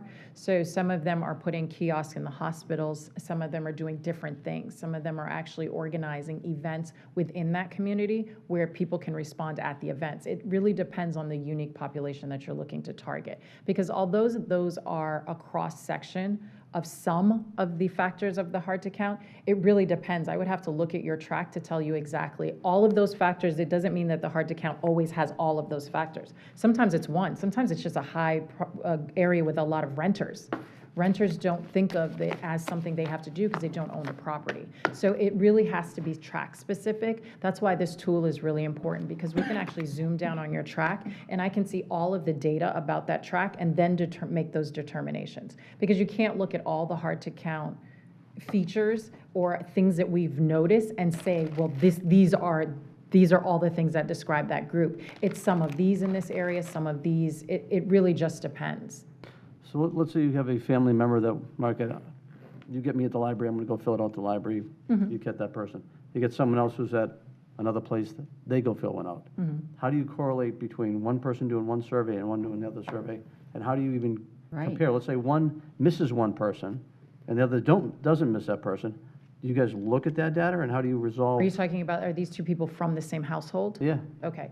They're going to only have one code per household. So only the head of household is supposed to respond for everyone within the household. So if they both respond with that household code that they will get in the mail, that's going to pop a duplicate. So they can't both use that code and report something different, because those anomalies, then we have to send someone to the household to verify. All right, so you are still gonna send something out to the households that'll Yeah, I be in the missed mail? that part Yes, there is Okay. going to be Yeah, a I didn't postcard get that comes that has like a little code, almost like a promo code, like a discount, not a discount code, but a promo code. And Okay. you're going to go online and enter that, and that identifies that address. So any duplicates have to be All right, cross-referenced. that sounds a lot better. Yeah. I did miss that part. Oh, yes, I'm sorry. Okay. And so then you know, if you send a card to someone's house and that code has not come in yet, then you know. And Correct. I suppose the people that you're hiring, those are the people that are going to go to that door and say, hey, here's your code, let me help you fill it out. Correct. Those are our enumerators. That's actually the largest part of the census, is going to doors saying, hi, you didn't respond, please fill it out. Okay, and when are you wanting to hire those people, and We're what's? starting the process now because there is a background check and they do have to complete the application and everything has to be processed. Those positions won't start till spring of next year, but prior to that, we have the local census offices that are going to be opening. We have address canvassers that are verifying addresses, new developments, businesses. So there are different positions that come on in phases. And what's the wage and how many hours, and just so we can The start? age estimating. is variable based on locality, so I don't know that off the top of my head. I can bring it in for the next presentation, so that way I have specifically for Pasco County and the different areas. I So- guess it would be minimum wage. No, they actually pay above minimum wage simply because it is a temporary job. They pay weekly, and you do have flex schedules because they know that they're attracting someone to a temporary job. Okay, nice. Mr. Chairman, I got one more question. Yes, sir. It's also probably for staff. When do we think this will be completed? So the follow-up. census or the complete count committee? Just so I The answered census, that. complete count, when it's all over. Okay, we're looking at summer. So typically, Summer. yes, summer of 2020. You'll be done, completely done with a count by summer 2020? Yes. I didn't- April wow. 1st, right, that's why it's kind of, we're trying to move That now. quick. April 1st is Census Day. We're encouraging everyone, the first due date is April 1, 2020. Everyone is supposed to have responded by that date. We know that everyone does not respond, so then we start non-response follow-up. Okay. Non-response follow-up goes into early summer, and that's the last chance. At that point, they can't answer after that. The numbers are done. So the complete count committee, we ask them to stay on through summer because we want them to be able to say, because they're people of the community. So when they say, hey, listen, someone's going to come on your door, these are their identifying marks, you need to talk to them because that means you have not responded. So we ask them to stay on. So we're looking till about end of summer. In the summer, so possibly by August of August, 2020, we will yes. have the numbers? Correct. The reason I ask that is because we're going to have to start a redistricting process. Well, we won't actually have the numbers. Remember, That's what I was asking. The numbers don't come out. The numbers have to be processed, given to the That's what I was president. wondering. Oh, Okay. I'm sorry. I Yeah. thought you meant I meant us the as numbers. far When do as we what have we're every- doing. no. That's going to be spring of 2021. Okay, so we won't have, Yes. oh, okay.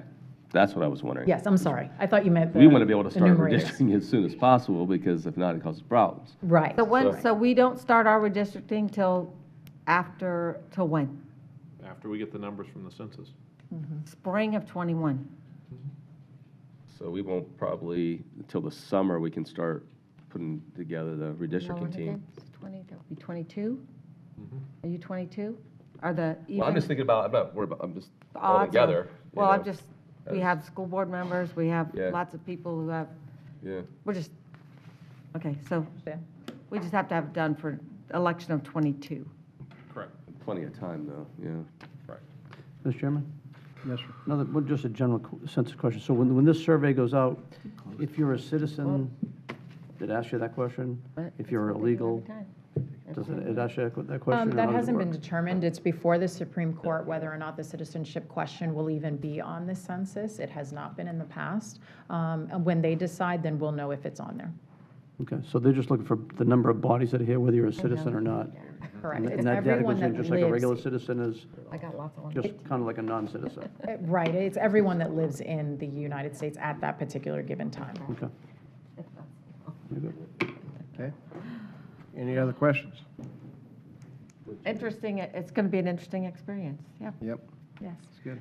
Well, I look forward to working with Pasco County. I very much appreciate it, and I'll follow up with the county administrator. So you have offices local good. somewhere? Yes, we are opening local census offices, and that's where the base is going to be for all of our field operations. Where are you basing your regional? The regional office for this region is in Atlanta, because we cover 7 states, and so the regional office is in Atlanta, but we have local census offices within each of the counties. Oh, within each county, okay. Yes. Okay. Sounds good. Thank you Thank very you. much. Thank Have you. a wonderful day. Appreciate it. So that ends our regular items, and now we move on to old business. Ann was. Commissioner Moore? Well, she was leaving. All right. Sorry, let me just catch up here. I just have 2 things, good things. Okay. First one, this past weekend, Florida Sports Coast, Pasco County, along with Advent Health Center Ice, hosted the Sunshine State Games at Advent Health Center Ice. In Taekwondo was at Bishop McLaughlin, and figure skating, like I said, was at Advent Health Center Ice. I had the opportunity to participate in the open ceremonies for the figure skating. Originally, it was estimated 293 figure skaters would participate. It went up to 340, which was the final count. Amazing event. Just great skaters, figure skaters, obviously, and then at Bishop McLaughlin, the Taekwondo. And what was really neat is that we had 2 former Olympians, John Zimmerman and Lyndon Johnson. John lives in actually Wesley Chapel. Yes, and that's Lyndon Johnson. Wow. Yes, that is his name. He's down in Sarasota, and both former Olympians that were figure skaters. So, and they actually both coached a number of skaters that participated. So that was another great event for Florida Sports Coast. We were excited to host that. Number 2 is, I know there was a lot of things going on during this time, but last week, Blue Heron Senior Living Community did their groundbreaking in Wesley Chapel. They're going to have the first skilled nursing facility in Wesley Chapel, which was very much needed. We're excited about that. And they're also going to have an assisted living portion and a memory care unit, estimating about 225 permanent jobs, but they're already starting to use local construction services, a lot of them based out of, I can see, out of Pasco County. And in the future, they may add an IL to that too, an independent living portion for that campus. So great addition to Pasco County. And that's all I have. Thank you. All right. Thank you. Ms. Starkey? Yes, we had a very interesting Tampa Bay Water Executive Committee meeting yesterday. It was kind of interesting. Commissioner Merman said that 76 people a day are moving to Hillsborough County.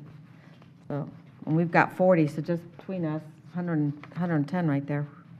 No, my math's wrong. About 116. 106. Okay, so let's see, one of the issues that came up was the cost. Tampa Bay Water is going through a study on how to pay for water quality, and the check is pretty big to fix water quality issues. $300 million is what they're talking about. So that's not going to be all at one time. The idea is to gradually phase that in, but one of the things that we talked about at the executive committee meeting that we could do to help lower that big expense was to discuss, in Pasco, we don't have one of those fertilizer bans, or we don't have those regulations that the other counties have. And if you look at all the development that's coming, say, that will be coming in Angeline and Bexley, those watersheds, I mean, I know mine because I was on that board, that the Anclote River Basin starts in Connerton, and that whole watershed comes through Trinity and West Pasco and affects some of our well fields. And so I wonder if we need to look at maybe doing something like some other counties have done in the summer, where you limit the fertilizer during the to rainy keep it season. out of, affecting our water quality, and so we can be smart about making sure that our water quality is up. When they talk about water quality, are they talking about potable water, or are they talking about stormwater issues? Well, you know how the water flows, it goes into the I think we well work field, on the water quality all the wetlands. time, so. It wetlands, it perks down, gets into the aquifer, and then maybe you have some chemicals in your water. So it's just something, we talked about it at one time. I don't know whatever happened with that. So we will bring that back. Joe Richards in my office has put together a group of what your surrounding jurisdictions are doing, and we can put that on your next agenda. Okay, something else that I reminded the executive team at Tampa Bay Water was that when John Gallagher was here and Jerry Maxwell was the head of Tampa Bay Water, they had an agreement, I think it was a gentleman's agreement, I'm not sure anything was written down, but I'll have to ask Gallagher, that we could put the Orange Belt Trail alignment the alignment could go over the Tampa Bay Water easement. And so I talked to Mike about that, to talk with Sam Bennick as they're working on the route study. We do have that ability to route the trail onto the Tampa Bay Water easement, and of course we have to work with them on how that would look, so that'd be Chuck Harden that our staff would need to be working with. But I just wanted to remind everybody that we do have that capability. And at our next Tampa Bay Water meeting, they are bringing in the attorney who, I think his name is Nickerson, who now lives in Gainesville, who helped to write the interlocal agreement to bring historical knowledge to what was intended to be included in Tampa Bay Water. Because as you know, we have this kind of contentious TAP project coming from the city of Tampa, and it raises a whole lot of questions about whether or not a member of the utility can supply water, I guess. I'm saying that right. So Ronnie, you need to plan for a long meeting at our next board meeting. But I've been wanting to make sure that I kept you up to date on what is going on at Tampa Bay Water. Right. A lot of fireworks flying around from county to county, and not us. We're staying out of it. But man, there was a lot of jabbing going on between the different cities and counties at our executive meeting. And yeah, I think that's all I have. Okay. Mr. Wells? I may have something this afternoon, but not right now. I'm waiting to hear. Thank you. All right. Mr. Mariano? Thank you, Mr. Chairman. I was up at Sunwest over the weekend. They had the Eagles had their third annual state fair. It was a great day for the kids. They get fed popcorn, candy, play games. Had a great day out there. And I want to say the team did a great job on the sidewalks that are out there and the wall that's up there and the extra sand barrier protecting so that every gap is covered now so the sand doesn't blow away. It looks good as well as going to be effective. I know they're trying to work on a date for the Hudson Splash Pad. They tried to do it today. I says, today's not a good day. So they may be reaching out to us for Did we the get Hudson something? Splash Pad. What's that? Didn't we get something? I hadn't seen it, if it made it. When was that? Yeah, they're working on dates, so keep an eye out for that. That should be a good day. I want to say, Mr. Carbella, on C27, C28, I didn't pull it. The dates in there are very flexible as far as getting the work done. If you can maybe speed those up, I think it would be good. I know we'll get pretty good cushion of time. I didn't want to pull it for that reason, but if you just kind of keep a look on that. Almost 2 3/4 years ago now, had a meeting up at Sea Ranch. We talked about dredging. And dredging is very important. There was a Facebook post from one person on Beacon Woods neighborhood, and just like everybody started chirping on it. So I was pushing with staff to find out how the project is coming for Gulf Harbors and Hudson. They tried to get an agenda item first today. It looks like it'll be coming up on June, but I want to make sure we do look at it, that we get a good comprehensive study and making sure we do everything we need to do to get Hudson done, as well as the Gulf Harbors projects completed. And I know there's a issue, maybe a little bit of money you may need, but I think it's important as well we at least get that study to at least take the next step. Would everyone agree? So we've Yes. When you stating Hudson, are you talking about the channel? The that goes Hudson out by Channel. Sam's? Yeah, the Hudson Channel, yes. Okay. So the scope is built to stay within the money authorized, $100,000. And so we're going to do as much of the study as we can for the money authorized. Right. Right Well, now, we're not planning on going over the budget that the board has set for that project. All right, well, let me say this to you, because when I first read the first part of what you were sending out, it looked like you were going to finish the Gulf Harbors part, that was good, but you may not finish the Hudson Channel. And I want to tell you, when we finish that channel, you're going to correct me, if that's okay?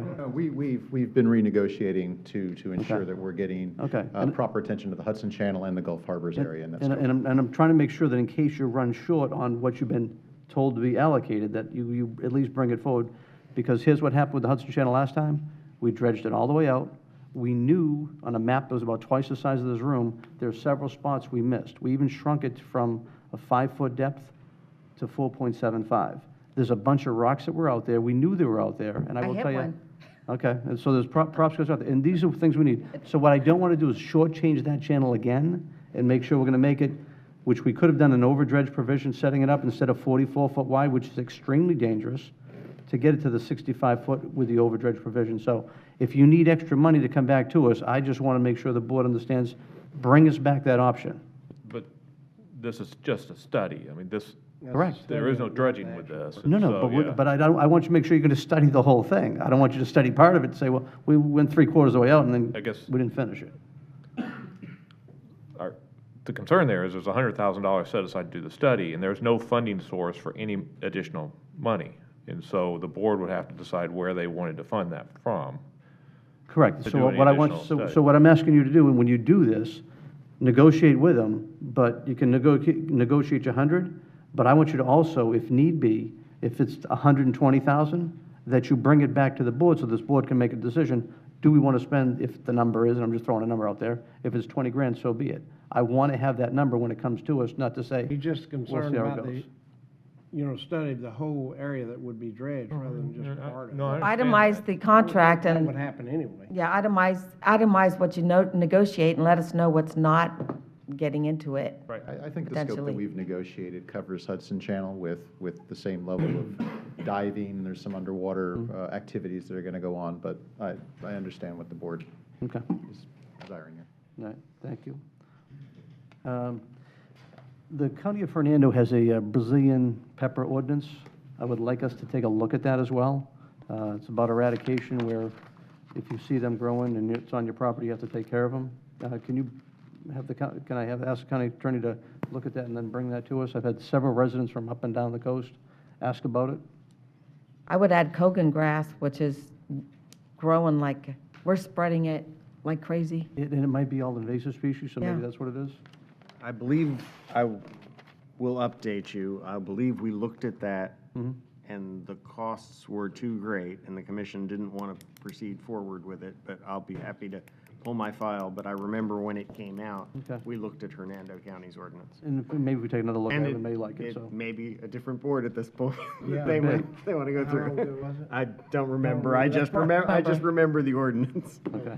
I would say we did the Gulfview Apartments groundbreaking. Commissioner Starkey was there, and people are excited. A lot of people are excited about they picked a lot of local companies to do the work, and I think the product's going to be phenomenal. Those who may not be familiar, it's going to have granite countertops, stainless steel appliances, some nice pool setups connecting right to the back of the mall, which I think is going to be a great addition. And they've actually started leasing a lot of properties in the mall, which were kind of vacant, but knowing this project's coming forward, they're going to move it forward, so I'm very excited about that, too. Commissioner Mariano, in your district, we both went to the harbor's dedication on the Habitat House. I drove through there yesterday, and there are a lot of properties that have been condemned, and they're taped up, and people are dumping on they've got that yellow tape around them. And it really looks really bad in there. I know in the future, it will look really good, but right now, with the condemned properties still being up, people are dumping, and for the people that are left, it's a really scary situation. So I'd like to know what the condemnation removal plan is out there and the cleanup schedule for some of those sites, because if they need help, getting that junk out of there, there's a lot of cleanup that needs to happen on those vacant lots. And I'd love to see if we can figure out how to get the, what's the name of the guy that moved in, Justin? What was? Justin Spall? I can't remember his name. Yeah. He needs a fence. He needs some privacy. His house is, just out there for everyone to see every side of it. So, I don't know, we have to see what we can do to get a fence donated, or go build one, some kind of privacy fence. Okay, maybe get the Gulf Harbors team to get out there. Yeah. But anyway, drive through there, take a look, and look, we need to do something about all the debris.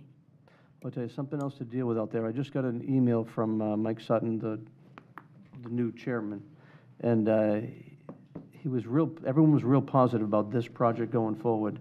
And the other day, I'll say it was probably 2 weeks ago or so, that we had a meeting with county staff, U.S. Water, the city of Newport Richey, and talking about what's going on. And for the first time, we got a bill, an estimate that was going to be about $1.5 million to do all the sewer lines to be in, and setting that up and getting everything else repaved later on.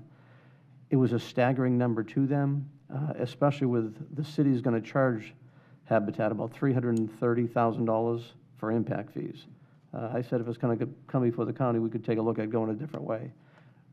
Gary Dermer's, we're going to meeting coming up, I believe, this coming week on it, and we're going to take another look at it. But it's something that's a real cost prohibitive thing. I know we need to look at CDBG money to try to make that work. So this is going to be a real active time. But we need to show the Habitat that we're going to try to help them get through this infrastructure part of it. And I can't think of a better thing to help our homeless population, especially by building these homes that will actually help quite a bit to get it rolling, as well as helping the neighborhood, which is critical. So I'm looking at my notes from our NACO Legislative Conference, and I met with Jacqueline Kevill, who's the Senior Advisor to the Assistant Secretary of HUD. So let's craft a letter and get this to her about the project and see if we can get HUD's attention and see if there's some place that we fall into in their programs, because I think they'd love this program. I agree. Yeah, so I got this card right here. That's all I have, sir. That's all? All right, thank you. Mr. Biles? Just want to let the board know, in case you didn't see, that there was a regional adoption event this weekend, and let me pull the number up real quick. Almost 400 animals were adopted at the regional event, so 5 different counties, plus the Humane Society of the Nature Coast. 36 of those were our animals, our dogs, but really big picture-wise, almost 400 animals were adopted this weekend at that event that we participated in. I think kind of helped lead that charge between the regions. So that's all I have. What about our bonds? Not gonna. Well, as I sent you last week, both Moody's and Fitch released their bond ratings, and we're in high investment grade category, AA, on both of those that are going to the market right now. So, and in fact, the sales, I think it was a sales tax bond, actually got upgraded to AA, or AA2. The Moody's and Fitch use different criteria. So, good work across the board from the team. Having the CAFR on time helped. And the AA is the sweet spot for government. Yeah. So not AAA, AA. So Yeah, it's where we wanted to be. That's kind of where our goal is to be right there in that range. So it was a good job all around. I know Manny and the team in finance really helped over in the clerk's office for that, and Bob and his team in budget, and there are other people that were involved in that as well. So a lot of work went into that. So county attorney's team was involved in that as well. So Well, the only reason I was looking, the preliminary official statement went out on Right. Friday, as well as the solicitation, official notice of sale for electronic bids for those bonds. So the next thing we should be seeing is the closing of those bids and So it's all happening on the closing schedule. date Yeah. sometime in the end of June. Yeah, late June was the closing date of those, so we should know what kind of interest rate and everything when that all works through the process. So staying right on schedule with this initial sale, but that was all good. Good news out of Moody's and Fitch. Good, thank you. Mr. Science Snyder? If I may, I'll come back this afternoon as well. Okay. I fine. have something. All is Madam well in Clerk? the clerk's office, thank you. Everything's well? All is Good. well, yes. I have one thing. Yesterday I attended the dedication of the Paul Rhinesmith Blacksmith Shop there in the Florida Pioneer Museum, dedication of that building. Also, we had also a Pine Rhinesmith woodworking shop. Both of those shops are actually workable, and I actually watched them do some blacksmithing, making nails for hangers and walls from like they do in the old days and things of that nature. But it was a dedication of that presented by Paul Rhinesmith and his family. And Paul himself was there, and I think he's been blind for about 6 years, but he was there in attendance, and he was there with us for pictures and all. And he's a great man. I worked with him many years ago in cemetery business, and he was always working with Coleman and Ferguson Funeral Home back in those days in the 70s and 80s. So I worked with the man, and he started woodworking in the late 70s and did a great job. He could take a block of wood and carve everything away from it, and it left it looking like a duck. He was pretty good at it. So, but he's built a lot of furniture and other things, and just pretty amazing. And it's amazing they went to the Florida Pioneer Museum. If you haven't attended that, it's in Dade City, just north Dade City, and a great place to visit to see some of our history, and really going to be great that we can get more people over there when these roads get finished, these 4-lane roads, which 56 is probably going to be the first 4-lane road all the way across the county, and it'll help get everybody there and be able to get out of there once we're done, too. So they have large events over there, but when you just have 2-lane roads, it gets tough on traffic. So, but that's changing. So that's all I have. Mr. Chairman? Yes. I keep meaning to ask this. A number of years ago, we approved a memorial to be built with the sheriff's office on the grounds of the courthouse, and nothing's ever Well, happened. we thought they were coming forward to actually build that facility back in, I say facility, it's a memorial for the fallen officer. We were looking for them to come in February, and it didn't happen, and it still hasn't happened. They're working at trying to find some contractor to do the work, I understand now. The problem is their funds are kind of limited. So I think they're having issues finding one that'll just donate the work. They're not going, I don't believe they're going to do that, so. But, Mr. Chairman? That memorial is going to be a great one for the future right there at the courthouse. Yes. If I could, I was at the event where we just did another fundraiser over the summer for fire, first responders, kind of appreciation day. They raised some more money this year. So we think the money's getting close, but the key part that you just touched on is they're looking for a contractor right now to actually do the work. So if there's a contractor out there that can do the work, I think they're ready to make the next move, but obviously they're going to negotiate the price too on it. So they're There's real good close. contractors out there, and we actually could point out some to them to help them in that situation. Yeah, if we can network and find one for them, that would be great. But I think if they get the right contract, the right price, they're going to be able to make that next move to get it done. Right. They may look for a little help from us too, from permitting relief, so. It's going to be a beautiful memorial right Yes. there. It'll sit actually to the northwest corner of the courthouse there in Dade City, historic courthouse. I just was wondering, Pretty because good. I haven't seen anything. Yeah, but there was a rush about in February, and we were all concerned, and I've been working with them and trying to make it not be taking up the entire block that we have the historic courthouse and take over rather than being able to see the courthouse. Make it the right size, make it so it fits on the same area as the World War II memorial sits, and it's going to be a great addition to the courthouse, so. Absolutely. Yep. And it's coming. Hopefully it comes sooner than later, so. Okay. With that, we'll adjourn till 1:30 when we come back for our meeting.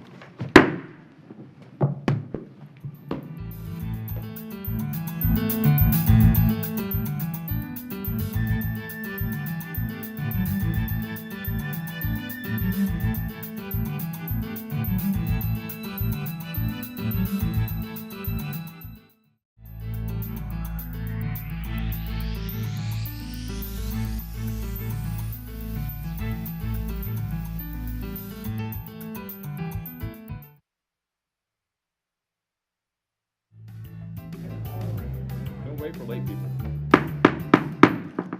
Good afternoon, everyone. I would like to call back to order the Pasco County Board of County Commission meeting of May 21st, 2019. I would like to remind everyone present to please silence all electronic devices. At this time, we will go through resolutions. Madam Clerk. The first resolution is for Mark Spoody. Is anyone here representing Mark Spoody? Thank you. And did I pronounce the last name correctly? Okay. Resolution number 19-170, resolution by the Board of County Commissioners of Pasco County, Florida, commending Battalion Chief Mark Spoody for 30 years of dedicated service to Pasco County and congratulating him on his retirement.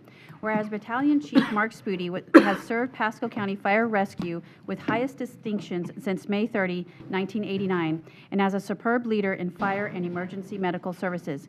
And whereas over the course of Chief Spoody's 30-year career with Pasco County, he diligently moved up through the ranks of a firefighter to his current position as Battalion Chief, where embracing the county's core values of respect, integrity, innovation, and service excellence. And whereas Chief Spoody has received numerous commendations from the citizens as well as fellow servants of Pasco County for his heroic efforts in life-threatening situations. For example, in a letter, former Fire Chief Anthony Lopinto expressed his gratitude for the efforts put forth by Chief Spoody during a flood in 1993, stating that despite the many obstacles, you continue to perform to the very best of your ability to protect those people whose fates would be unknown if it had not been for your courage and bravery. And whereas Chief Spoody's contribution to the Pasco County Fire Rescue Department are extensive, including but not limited to regularly assisting in the training and mentorship of both potential young firefighters in the Explorer program, as well as volunteer firefighters. Chief Spoody took on many station improvement projects, such as pouring cement for a sidewalk at Station 14, painting the interior of Station 28, and building bunker gear racks at Station 23. And whereas Chief Spoody has embodied the highest standards of leadership, he has always led by example with the safety of his crew at the forefront. He managed his crews consistently and fairly, working to promote an atmosphere of collaboration and brotherhood. And whereas on May 30th, 2019, Battalion Chief Mark Spoody will officially retire from Pasco County Fire Rescue and be greatly missed by his colleagues and the citizens of Pasco County he served.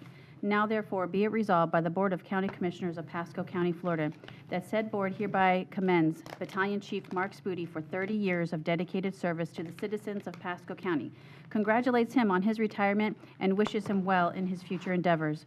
Done and resolved in regular session with the quorum present and voting this 21st day of May 2019. Move for approval. Second.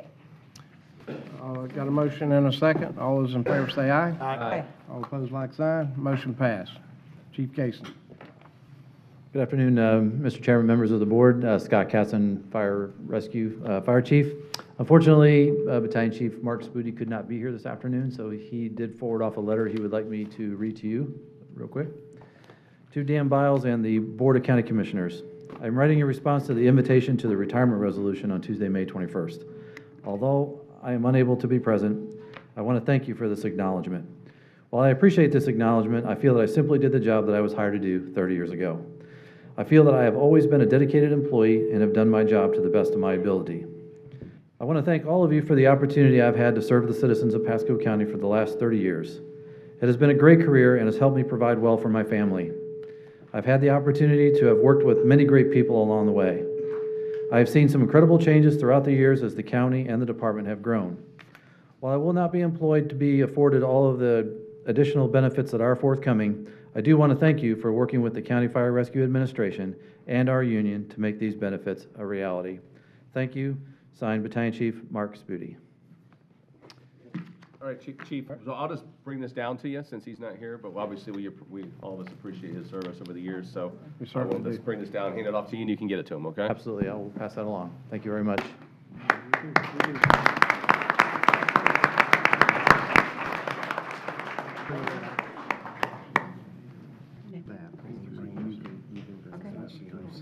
Okay.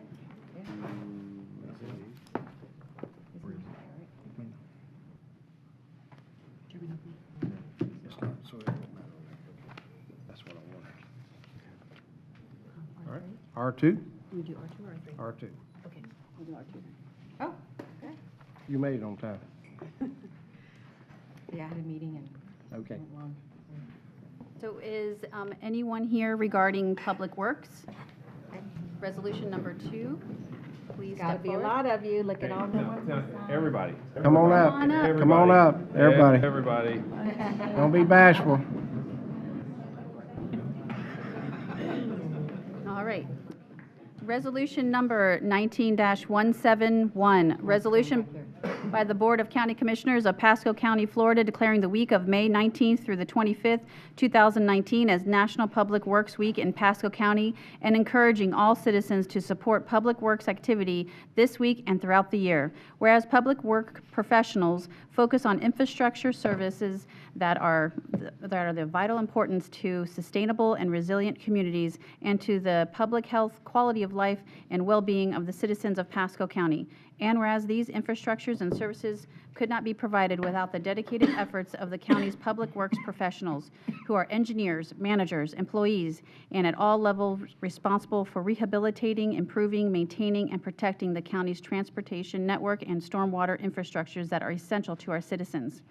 And whereas it is the public interest for the civic leaders, residents, and children of Pasco County to gain knowledge of and to maintain a progressive interest in understanding the importance of public works and public work programs in their respective communities, and whereas efficiency of the qualified, dedicated, and talented employees who staff public works is materially influenced by their can-do attitude and understanding of the importance of the work they perform, and whereas the year 2019 marks the 59th Annual National Public Works Week, sponsored by the American Public Works Association, who wishes to recognize the public works employees for their substantial contribution made every day to our health, safety, comfort, and quality of life. Now therefore be it resolved by the Board of County Commissioners of Pasco County, Florida, that said board hereby declares the week of May 19th through the 25th, 2019 as National Public Works Week and encourages all citizens to support public works activity this week and throughout the year. Done and resolved in regular session with a quorum present and voting this 21st day of May 2019.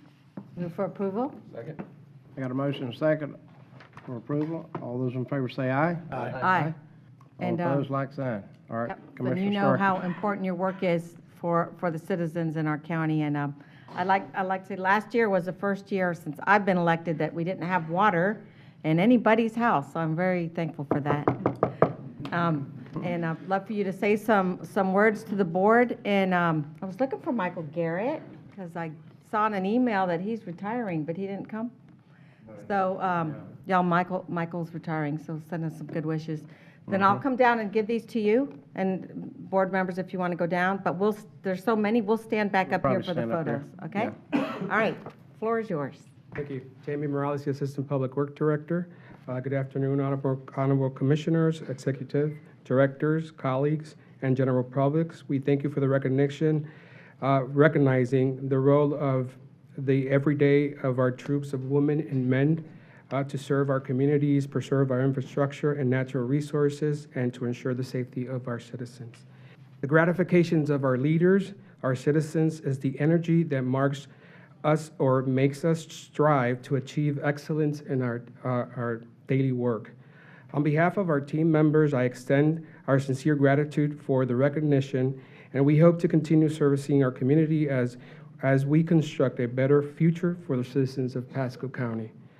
We also extend our gratitude to every member of our team for their daily effort on delivering the utmost customer service to our community.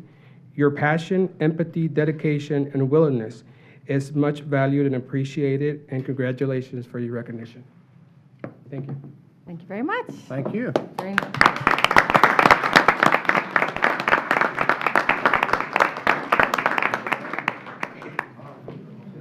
There are a lot of these. Go down and crash. Go back. That's you. And then maybe someone can help me pass.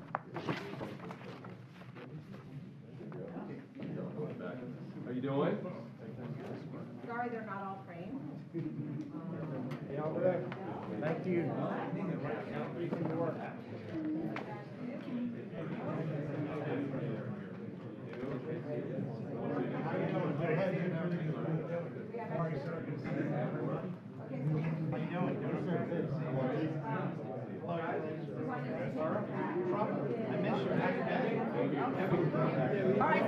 gonna go stand up in the back because there's so many of you, okay?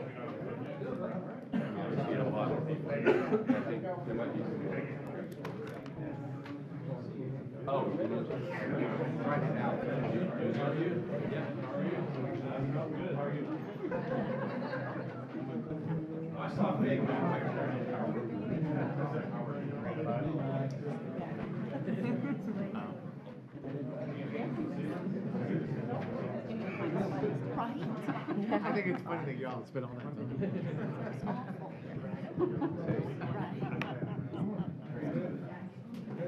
These guys are big. I know. Look how tall they are. Who's this one over here? This Hey, Fig, what's that in your ear? You think you're hot with that thing, don't you?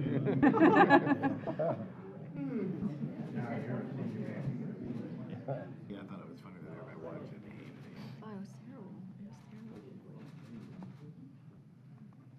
It was terrible. He didn't even know how to do that. All right, thank you, everybody. Thank you. What are you doing?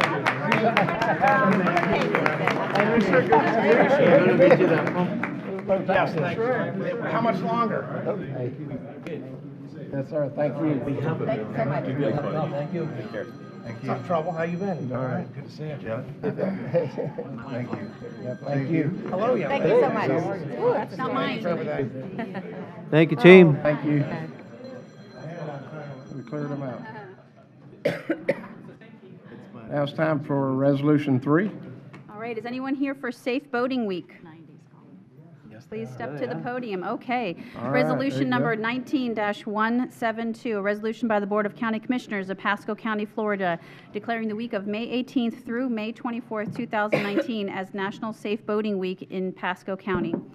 Whereas the National Safe Boating Council was organized in September of 1958 under the name National Safe Boating Committee. And whereas the goal of the National Safe Boating Council is to improve boater behavior through education, awareness, and training to make recreational boating a safe and enjoyable experience by reducing boating accidents.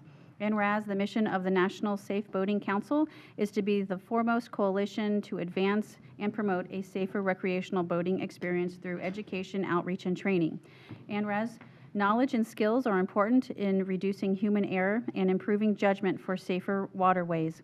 And whereas, in accordance with the Florida Fish and Wildlife Commission requirements and the mission of the United States Coast Guard, classes are offered monthly by Newport Richey Flotilla 11-6 and Holiday Flotilla 11-7, United States Coast Guard Auxiliary. And whereas during Safe Boating Week, the Newport Richey Flotilla 11-6 and Holiday Flotilla 11-7, U.S. Coast Guard Auxiliary will place vessel examiners at the boat ramps to examine each boat to ensure safety requirements are met. And whereas other flotilla members will be discussing safe boating measures such as life jackets, flares, fire extinguishers, registration, and safe boating practices throughout the week. And whereas boaters are encouraged to be conscientious and deliberate in making choices that will ensure a safe boating experience to all boaters enjoying the waterways of our community.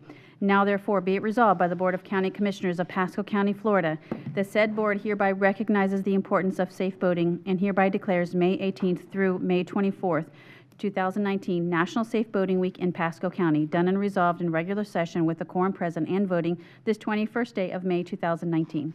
Move approval. Second. Got a motion and a second. All those in favor say aye. Aye.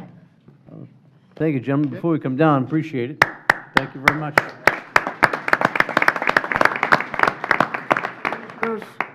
On behalf of the Coast Guard and the American boating public, I bring you a message. Thank you. That's it? That's it. Well, thank you for helping keep our waterways safer with all that you do. Would I'll come down and take a picture? Yep.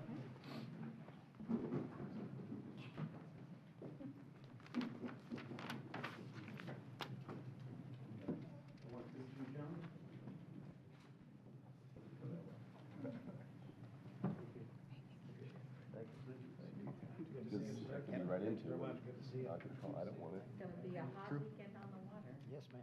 Taking my boat down to Manatee County. Thank you all. Thank you. Very much. Thank you. We're taking our boat. Can you fix both?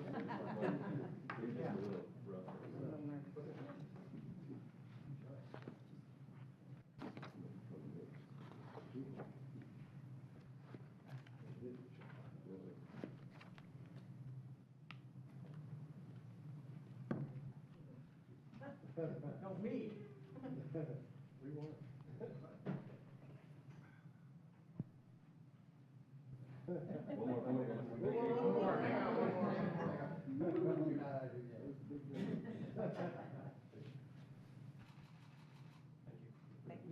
Thanks, guys.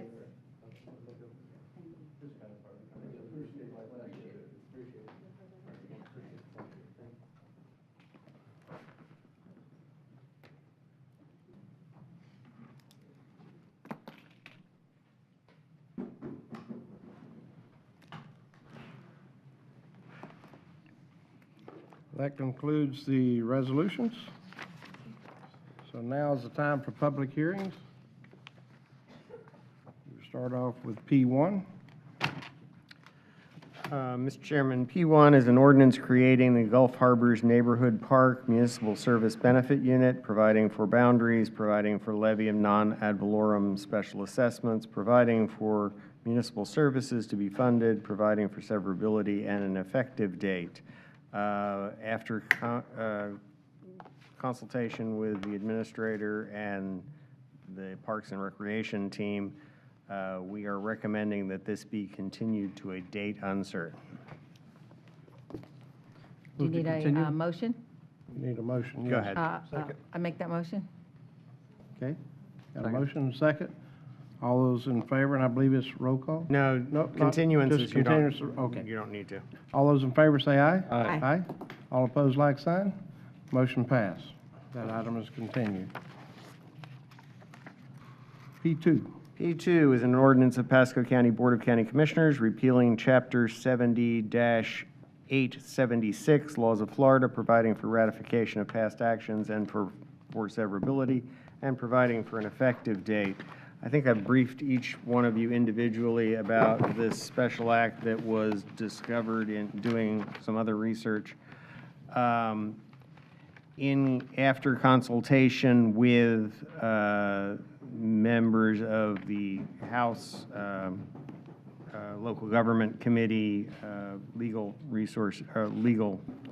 General Counsel's Office, it is their position that because this special act was enacted 2 years after the constitutional revision, the section that I was planning on repealing this under of the Constitution is inapplicable.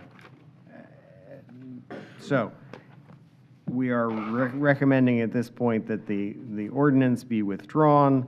The board action, after taking public comment, the board action that we are requesting rather than adoption of the ordinance is to request the legislative delegation to file a local bill repealing Chapter 70-876 Laws of Florida. I have a sign-up sheet. I have no one listed there for that item.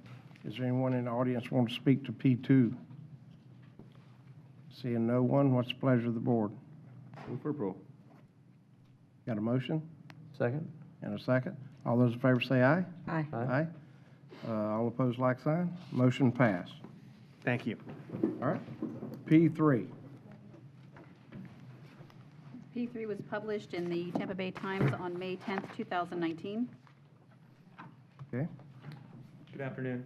Justin Ressler, Assistant Solid Waste Director. P3 is an ordinance amending Chapter 90, Article 2 of the Pasco County Code of Ordinances, Solid Waste Collection and Disposal, Divisions 1 and 2, Sections 90-27, 90-47, 90-49, 90-50, relating to recycling, providing for repealer, providing for severability, providing for applicability, providing for an inclusion in code, providing an effective date. Okay. So we're going to present 2 items on public meeting today. This ordinance change is related to recycling services. It does not relate to the residential collection rate. What this ordinance does is it implements once per week recycling. It requires that haulers provide recycling carts to residents upon request and removes glass from the list of recyclables. That's not 18. In relation to service at CDDs and HOAs, this would not implement service once a week under their current contract. However, under the current language of this ordinance, it would require them to bring that up to speed once their current contract lapses. if the board so directs, we can amend that provision to allow them to negotiate separate services. Okay, I have a sign-up sheet. Mr. Chairman? Yes. Can I speak on that item? Yes. We were just spoke of.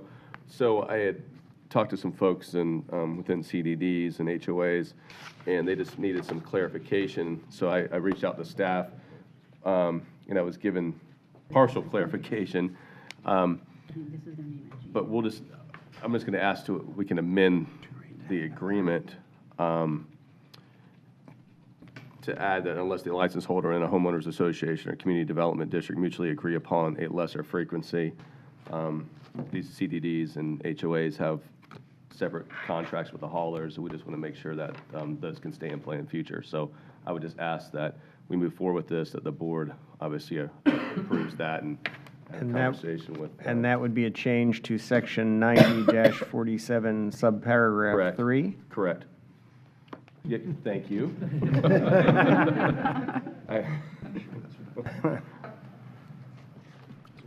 Okay.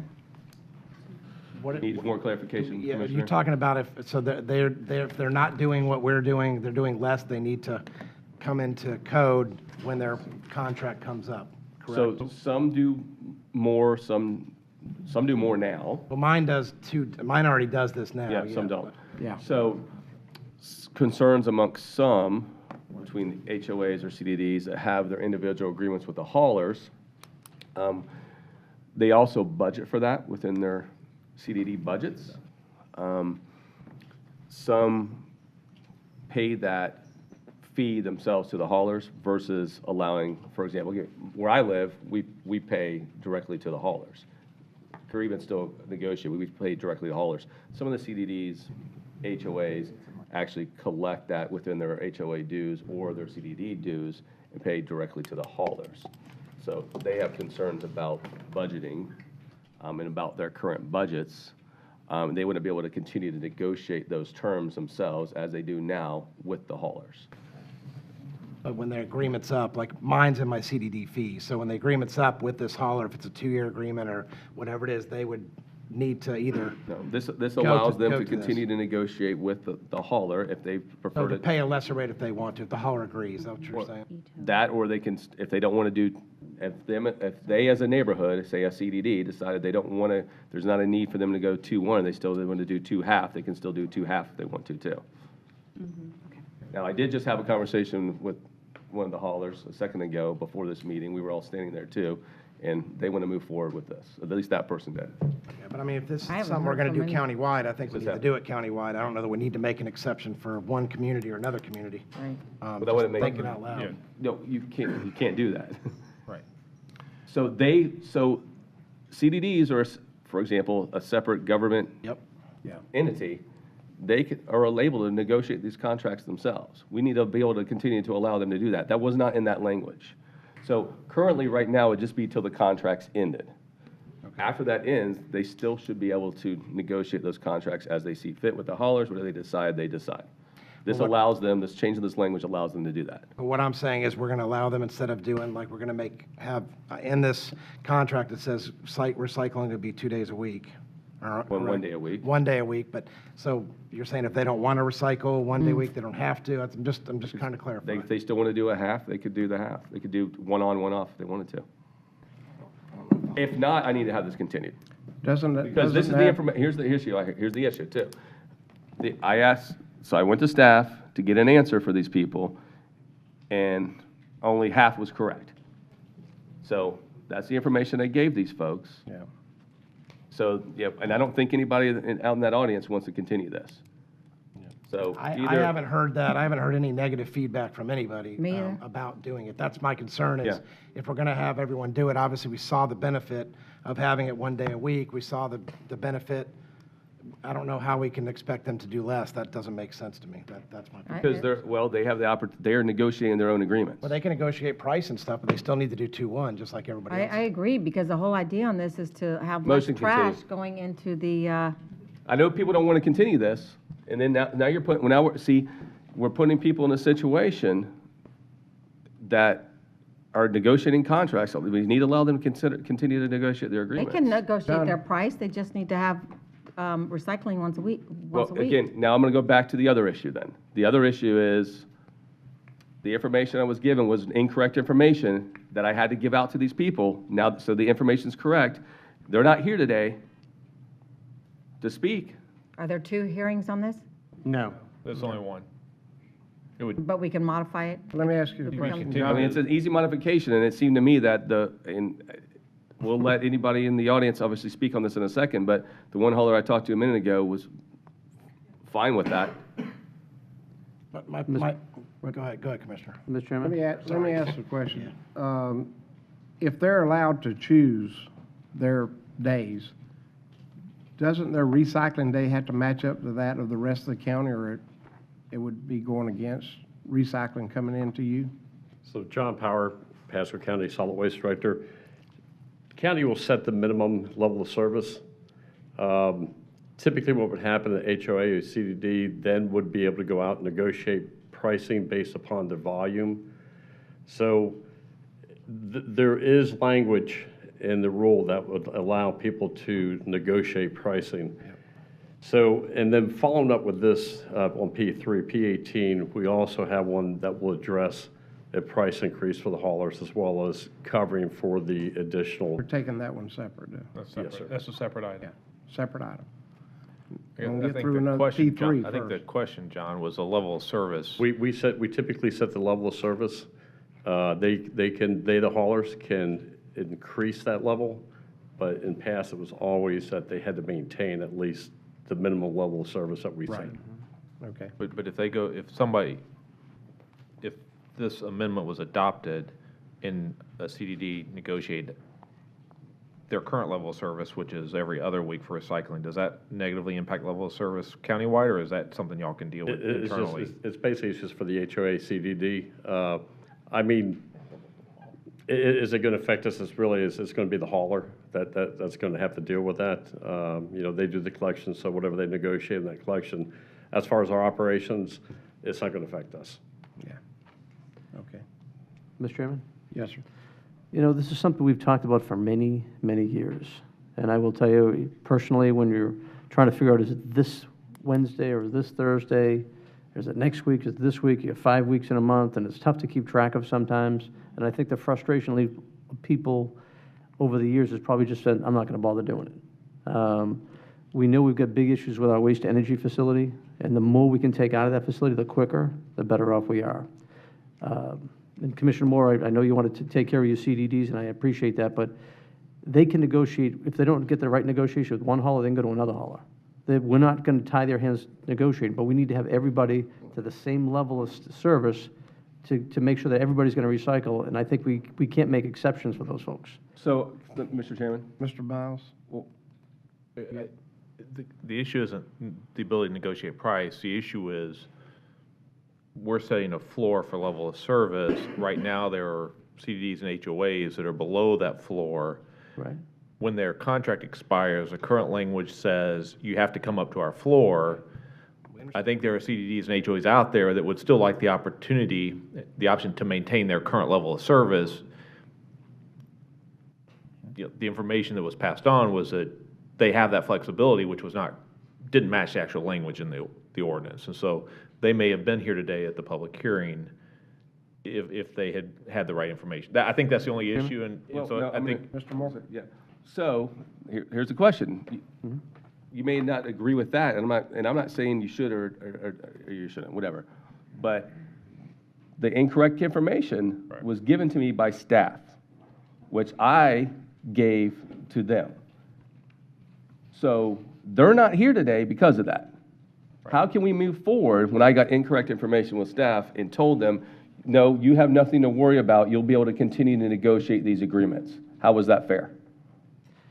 It's not. So either we amend or we continue.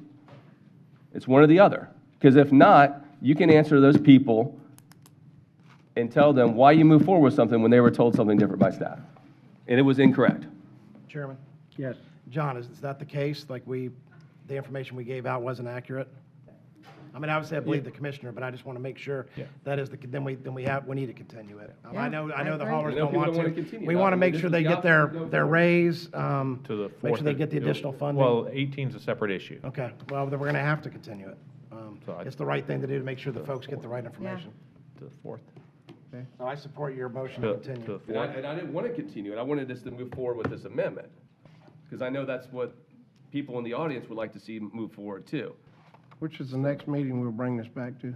June 4th. June 4th?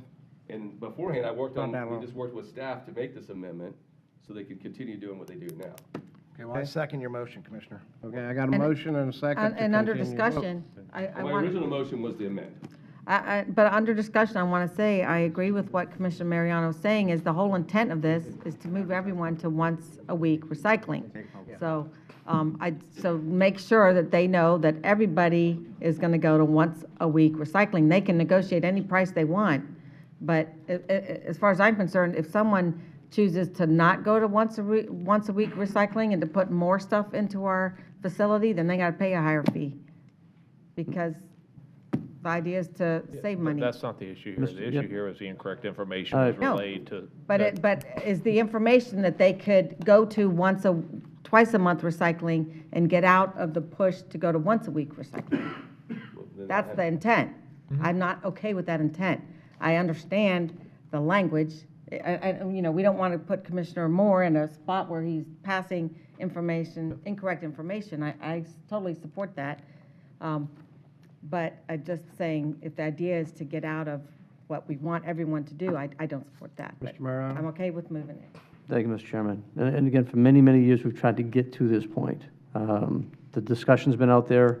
Overwhelmingly, the people want us to go this way. To allow a couple of CDDs not to do it, I will tell you, I mean, would you really change your mind? And I'm okay to continue at this point, but would you really change your mind if people are just going to come in and say, we don't want to go do it? We still have the same issue with the waste energy plant. It's going to cost a fortune for all the citizens here. The quicker we put this delay off, the better. And what if one CDD says, you know what, I can save $2 or $3 a month per person? Well, now another CD wants to go do it. We're going to let them all go do it? Well, that's You the can't decision just you let have to one make. do it or two do it. Yeah. And if they want to come in here before us, they're going to talk to us, we can listen. But bottom line is, this is something that is, we've got to address this waste energy the best way we can.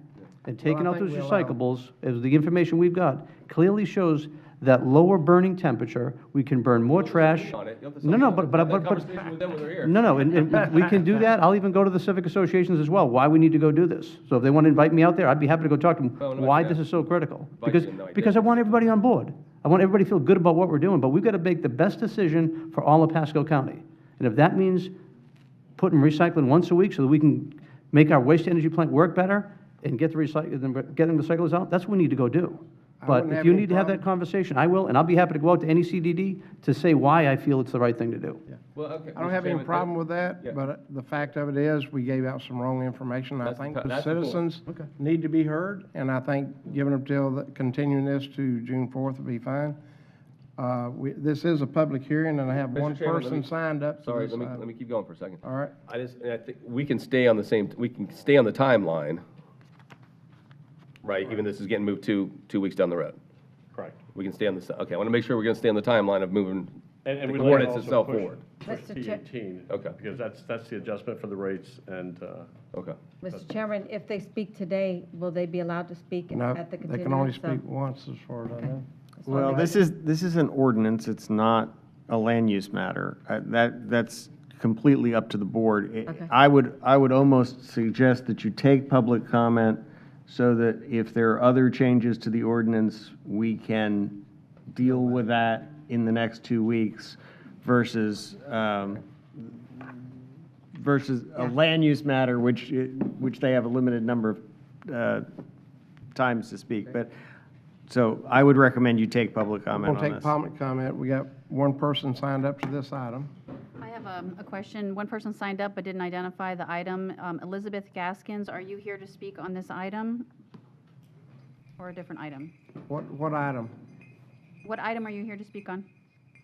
I'm speaking on the behalf of the Historical Society and the burial grounds there at Pasco County and Dade City. Does it relate to this item? What item is it we're asking? It's involving, oh, it's not your item, it's involving the burial grounds and the historical preservation there. It's not an item on our agenda? No. Then you could have spoke this morning on public Yeah. comment and not, you can't speak now on that I item. contacted them and they disregarded me. Okay. I previously spoke with the county commission and they bust the buck on someone else and passed the buck and Okay, we gotta passed cut the that buck. off. No more. That's, I'm sorry, but you can't speak on that item today, not at this time. These are all public hearing items. Thank you. All right, so we do have a person signed up from Strategic Materials. There's no name written down, sir, so if you could please state your name for the record. I'm sorry, Chairman, members, my name is Joe Meyerhoff. Address, Spell it, please, too. Wait, spell it, so we don't have it written. Meyerhoff is Meierhoff. My address is 11804 North Meadow Curve, Lindstrom, Minnesota, 55045. Thank you. Okay. I am here to speak about the glass section of this amendment.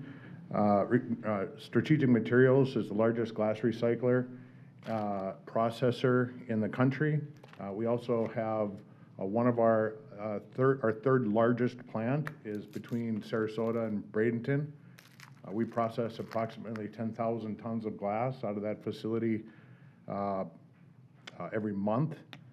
It's a considerable part of our business. And anytime that we hear anybody talking about taking glass out, as you can imagine, makes our heart skip a beat or two. So just a couple things that I'd like to go over real quick. It states that the removal of glass is necessary because it significantly depresses recyclable markets. That's not true. The depressed recyclable markets right now are paper and plastic. Glass is not. Glass is a very stable market. Glass has nothing to do with the China sword. Everything is pertaining to glass stays regional. Not only do we process the glass here in Florida, but we also sell the glass to the end user. The bottle manufacturers happen to be in Florida also. Anchor Glass, their corporate office is out of Tampa, and their processing plant is up in Jacksonville. So once again, in regards to glass as a contaminant, I agree that there are a lot of contaminants issues that we have to address with recycling, but it's what ends up contaminating the glass, which brings the value down. We either pay for or charge for glass based on the amount of contaminants that comes in the glass when we get it from the MRFs, the material recovery facilities. For example, clean glass comes in, we pay between $20 and $25 a ton for. Dirty glass comes in, depending how dirty it is, we charge upwards of $20 to $30 a ton for. Even at those charge rates, we generally can work with the recycler to bring it in at least lower than landfill costs. Next would be the 40% number. I didn't have a chance to look at this study. I handle this kind of situation throughout the United States. It's very, very, very rare that glass is 40% of the recycled goods. It's normally between 20 and 30%. If in fact it is 40%, then we really need to address the glass in Pasco County's recycling collection and make sure we try and get our hands on it. That's a significant amount. What I suspect is that number is lumped in with the contamination, all the other stuff that ends up in the glass, and they lump it together, but I'm not sure. As far as reducing costs, I'm sorry? Your time's up, sir. All right.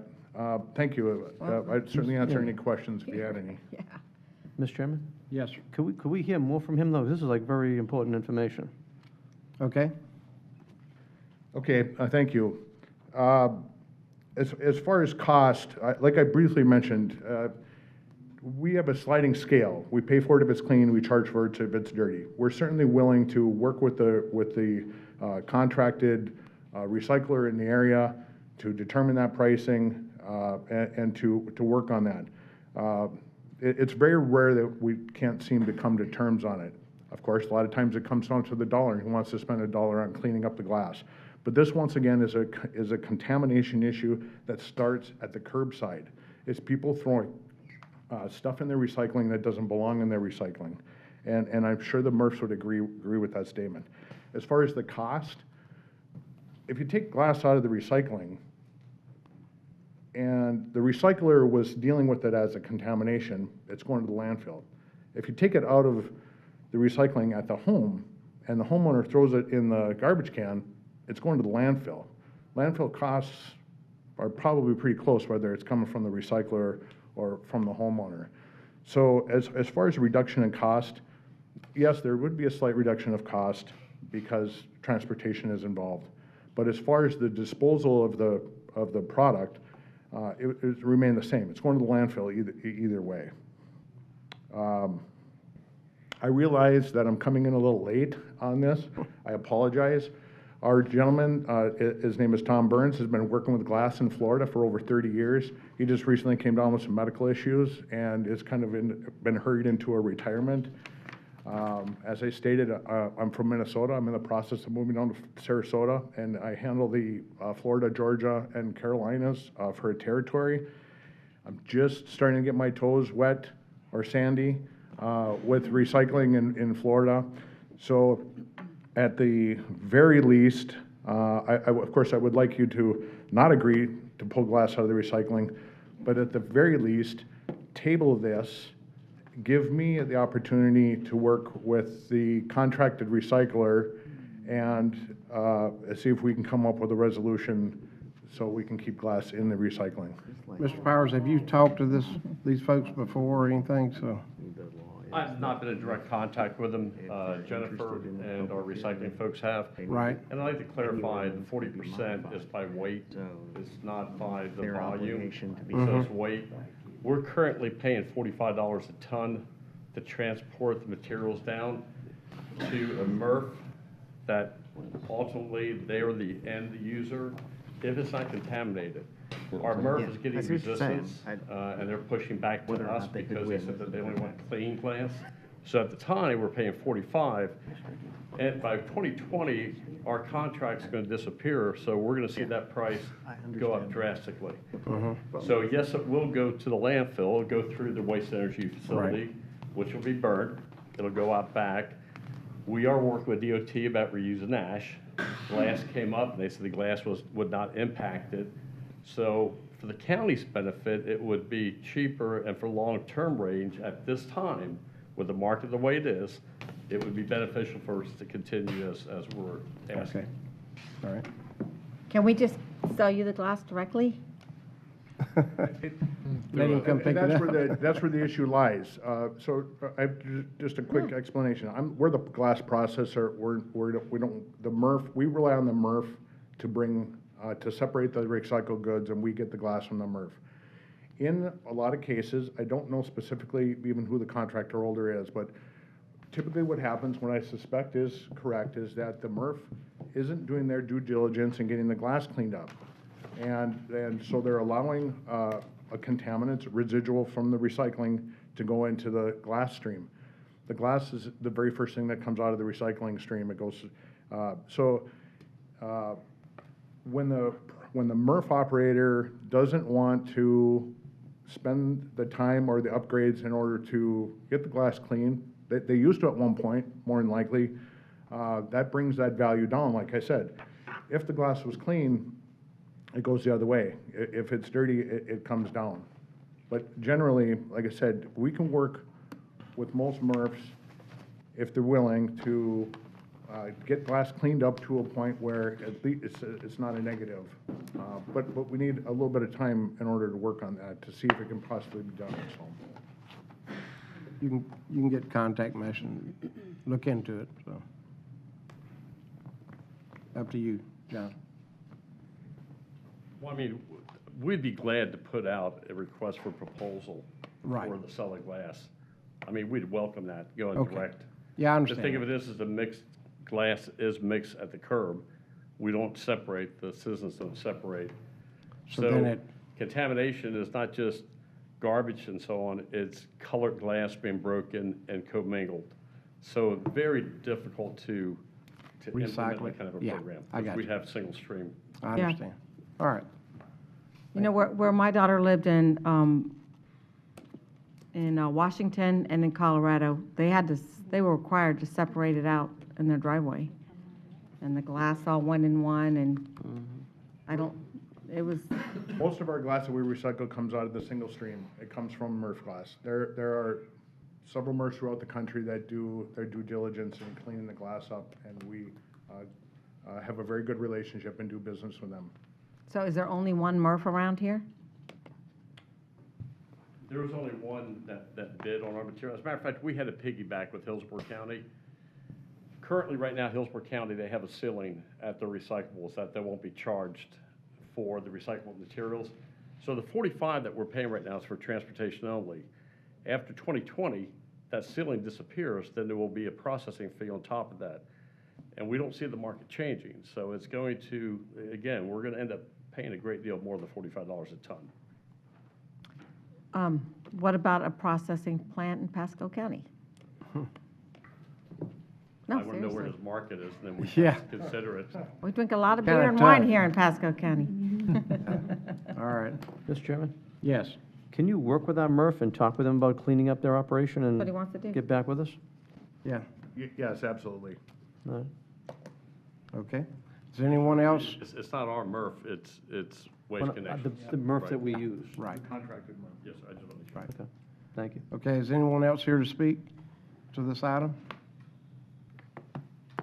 Seeing none, pleasure of the board. I Yeah, think so I got Mr. a Chairman, let me, motion. once again, just, Okay, it's unfortunate this has to move ahead 2 weeks, because I know you also want to see it get done. Yeah. But again, at the same time, bad information gets out, I also have, You're compromised. yeah, exactly, it should do that. I continue to be supportive of Yeah, it's a the it's a 2-1, that's not the With- issue. with this latest whatsoever. issue, it's No, fine. That's not the issue, yeah. So, Okay, I second that. okay, got a motion and a second to continue to June 4th. All those in favor say aye. Aye. All opposed, like sign. Motion passed. At this time, we're going to jump forward and take P18. Y'all ready? Let me find the proof. For gotta have item proof, yep. P18 was published in the Tampa Bay Times on May 9th, 2019. Having continued the ordinance, I think you're forced to continue P18. Move to continue June 4th? Separate? Yeah, I realize, but our conversation this morning was that you needed the ordinance to be adopted to deal with the resolution, correct? I think the way it's written is that once it's approved next week, then they have 90 days from the approval. They have 90 days to comply with. Joe? Be sure we're right.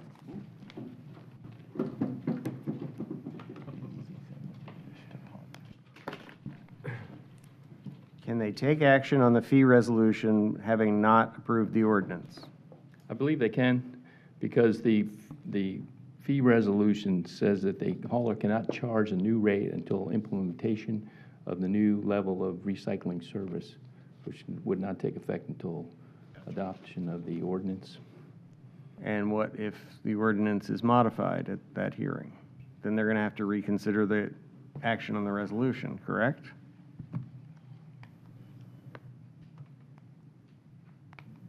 Yeah, I think you're right. It's probably best to postpone this because part of the fee increase is tied to the new The level adoption of of the service. ordinance. Would be my recommendation to continue P18 Okay. to the same June 4th. That's my motion. Second. I got a motion and a second to continue P18. All And that those would in- be at June 4th at 1:30 or 4th, soon thereafter, at 1:30 or soon thereafter, same may Yep. be heard. Thank you. All those in favor say aye. Aye. All opposed, like sign. Motion passed. Thank you. Now we'll move to P4. 4 was published in the Tampa Bay Times on January 25th, 2019. Erica Waylands, Planning and Development. Item P4 is the adoption hearing for PDD 190980, CPAL 1908 Legacy. I will begin by reading the ordinance title into record. An ordinance amending the Pasco County Comprehensive Plan, providing for a text amendment to the Legacy Sub-Area Policy Flu 7.1.18, providing for a repeal or severability and an effective date.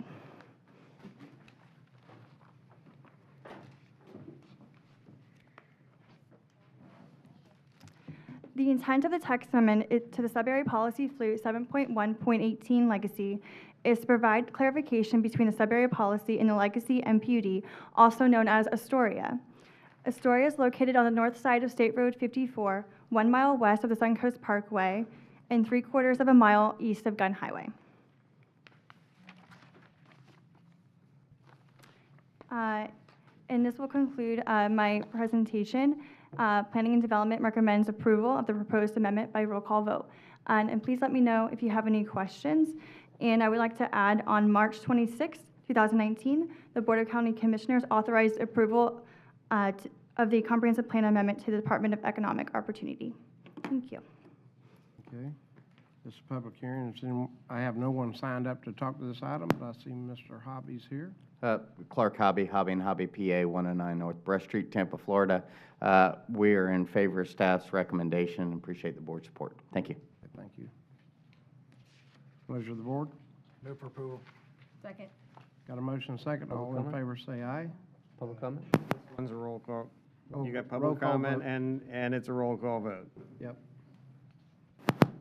So Mr. Hobby was representing the applicant. Right. Is there any other public comment for P4? I think Ms. Gaskins has opposition to that. That's her family's burial site. That's why she. Come to the So podium. if that's the item that she's wants to speak to, that's what she's got to. Yeah, we didn't have, you didn't mark down a item on there, so. Ms. Gatskin, can you please state your name and address for the record, please? Goodness. You got me on that one. I live all over the United States. You can lower that. My name is Elizabeth Gaskins of the Gaskins Settlement, 1760 to 1822, till Andrew Jackson removed us during the Removal Act. Route 54, and they're in the Pasco County area. That is the land of Lewis Gaskins, always has been. It's sovereign land. 54 is belonging to the Gaskins Settlement, Buddy Lake. Lake Settlement there. There's many historical sites there in Pasco County that belonging to my name since 1636 in the United States, given us by the King and Queen of England. I'm a loyalty to the King and Queen of England, Elizabeth Gaskins, Lewis Gaskins, Thomas Gaskins, General Captainship Gaskins, Thomas Gaskins. May the 14th of 1798, we traveled in from South Carolina, giving us land of 2,000 acres of land, and then the King and Queen of England gave us back our land and allotment, and I'm the allottee owner of that land off of 54, Highway 54, as William Cemetery, as well as the Lake Pasadena, belonging to the Gaskins Settlement. It was called Buddy Lake at one time, Buddy Lake Settlement. There was $33 million placed in the House Bill H.R. 1514 by Congressman of Illinois. That would be Danny Davis of Danny Davis of H.R. 1514, giving us back our land. That was March the 5th of 2019. The House of Representatives Natural Resources and Jurisdiction and balloting back to the indigenous people of the United States. That would be 16th District of Congress, state section of the United States, giving it that to us back $33 million, belonging to the reserve of the Cherokee, Seminole, Freemen that were living there at the time. That was given us this past month, or month before, back to us, and allottees owned by the Gaskins Settlement, as well as my ancestors and the loyalty of the King and Queen of England, giving my family the land of 4 million acres and their unincorporated land of state of Florida, Gaskins, Florida, belonging to the Gaskins land, unincorporated land, a state name, and the city of Pasco County has failed to contact me, failed to cooperate with me. I went to the Pioneer Museum for changes and modifications on my ancestors' artifacts that are there in the Pioneer Museum, and they have disregarded my calls, disregarded me, the Historical Society. I went there last year to let them allow me to be an appearance where I can educate the public who American Native are. They've denied me that. There's not taking care of the burial sites. They're filled with rubbish. They've been looted. They're not fencing up the historical preservations of the American Native peoples. And I bring that to Highway 54. They're on Fort King Road, Leap Year Road, Lake Pasadena, Lake Buddy, Hartcore Road, all that belonging to my family, the Watakawacha Nation. I am the chiefess of the nation. I am the oldest elder survivor of our tribe. And I bring that to the House, and I will close. I yield myself back to you. Okay. Thank you for your comments. Okay. Anyone else to speak to this item? I think that it might be important. You got to come to the podium, please. I'm sorry?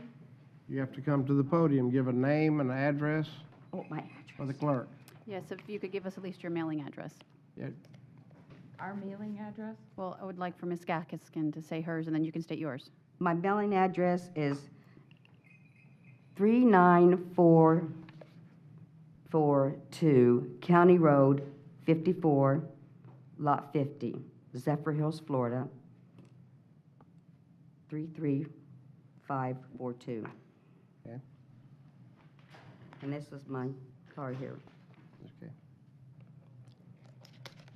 She has a copy of the House You have to bill state that your was name and passed. address for the Ma'am, record you've before you got start. to, she needs to take her seat. Elise And then you Blake. state your name. Elise Blake, same address. We're in a community there together. And she asked me to come with her today, and she would like to have the bill offered up so you can review it and look at it. We didn't know who to give it to. I'm not a If the board lawyer. would take a motion to receive and file, Move to then receive and we can put file. that in the record. Second. I got a motion and a second. All those in favor say Clerk's aye. office. Aye. Aye. Okay. I think that document is Okay, important to motion her passed. case, and that's all she really wanted to have that reviewed because it's federally protected land, in her opinion.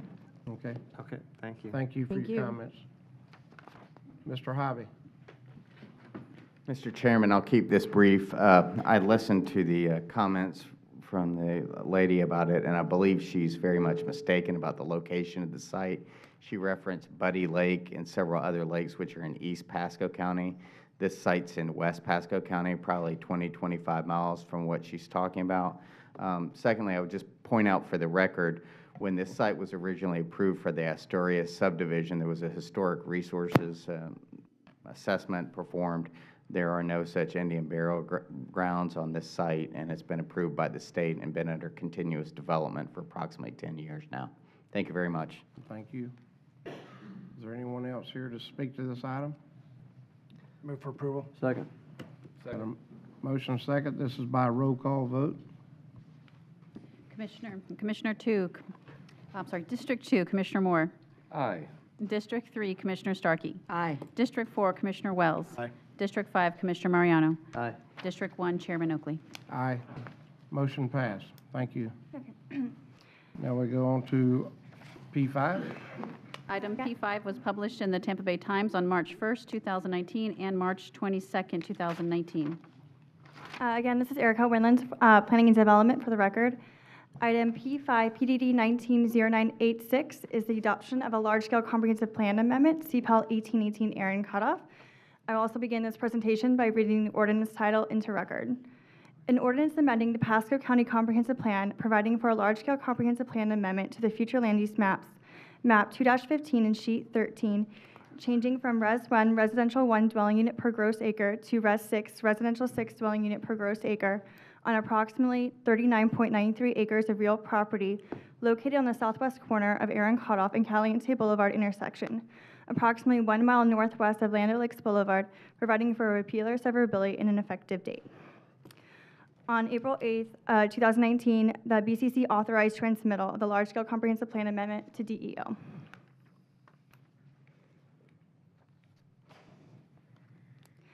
The subject property is located on the southwest corner of Aaron Cutoff and Caliente Boulevard, as you can see here as an aerial representation. Here's an existing future land use map of Res 1 dwelling unit per gross acre.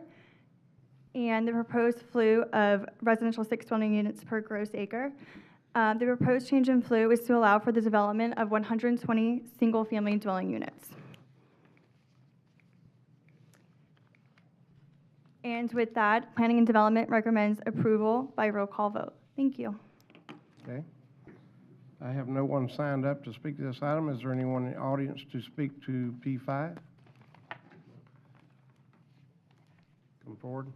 Seeing no one, move for approval. No. Got one. Oh, sorry. Come forward. P5? You okay? Okay. You got a motion? Motion second. And a second? Roll call vote? District 2, Commissioner Moore. Aye. District 3, Commissioner Starkey. Aye. District 4, Commissioner Wells. Aye. District 5, Commissioner Mariano. Aye. District 1, Chairman Oakley. Aye. Motion passed. Thank you. P6? Just remember, there's a trail going by there, Barbara. Good afternoon, Amy Heiler with Planning and Development. Item P6 is PDD 190957, the adoption hearing for a large-scale comprehensive plan amendment in the name of CPL 1819 Rivers Landing. I will read the ordinance into record. An ordinance amending the Pasco County Comprehensive Plan, providing for a large-scale comprehensive plan amendment to the future land use maps, Map 2-15 and Sheet 18, changing from Res 3, residential 3 dwelling units per gross acre, to PD plan development on approximately 801 acres of real property located on the southwest and northwest intersection of Morris Bridge Road and State Road 56 south of Brumwell Drive, and a text amendment creating sub-area policy FLU 7.1.49 Rivers Landing, or River Landing, and a map amendment to the future land use map 2-9, adding sub-area map 2-949 River Landing, providing for repealer severability and an effective date. Item P6 was published in the Tampa Bay Times on January 18, 2019. Sorry about that. So the site is located on the northwest and southwest intersection of Morris Bridge Road in the South Market area. This is the inset where Brumwell Drive and Morris Ridge Road is intersected by State Road 56. The large-scale comprehensive plan amendment is from Res 3 to PD to allow for commercial and mixed uses.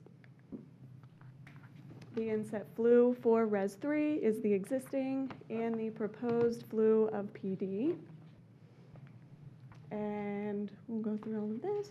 And the plan development is consistent with the comprehensive plan as it includes a mix of uses, commercial, office, and residential development. And with that, we recommend the board adopt the proposed amendment by roll call vote. We did receive on March 26th, the board approved it to DEO, authorized transmittal DEO, and on April 25th, the Department of Economic Opportunity received the transmittal package and provided with no comment. Okay. This is a public hearing. I have no one signed up for this item. Is there anyone in the audience that would like to speak against this item? Okay, seeing none. Mr. Chairman, if I could just say one thing, it's Clark Hobby again, the applicant's representative. I just want to remind the board and thank the board. This morning, you approved the utility service agreement for this site, and with today, you will be approving, if you approve the rezoning that's next on consent, we will have done the plan amendment and the rezoning, and the utility service agreement that you approved this morning will bring utilities and a deal that the private developers working with the county that will serve the entirety of the State Road 56 extension. So it was a big deal this morning.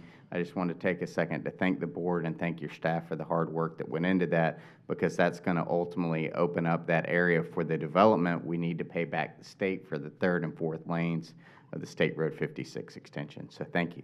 That has the trail along. It has the trail on it. Oh, it has a trail. That it's there. meanders. But thank you. I've seen it. So, okay, pleasure of the board. Move for approval. Second. Okay, so roll call vote. District 2, Commissioner Moore. Aye. District 3, Commissioner Starkey. Aye. District 4, Commissioner Wells. District 5, Commissioner Mariano. Aye. District 1, Chairman Oakley. Aye. Motion passed. Move on to P7. Proof. P7 was published in the Tampa Bay Times, March 15th, 2019.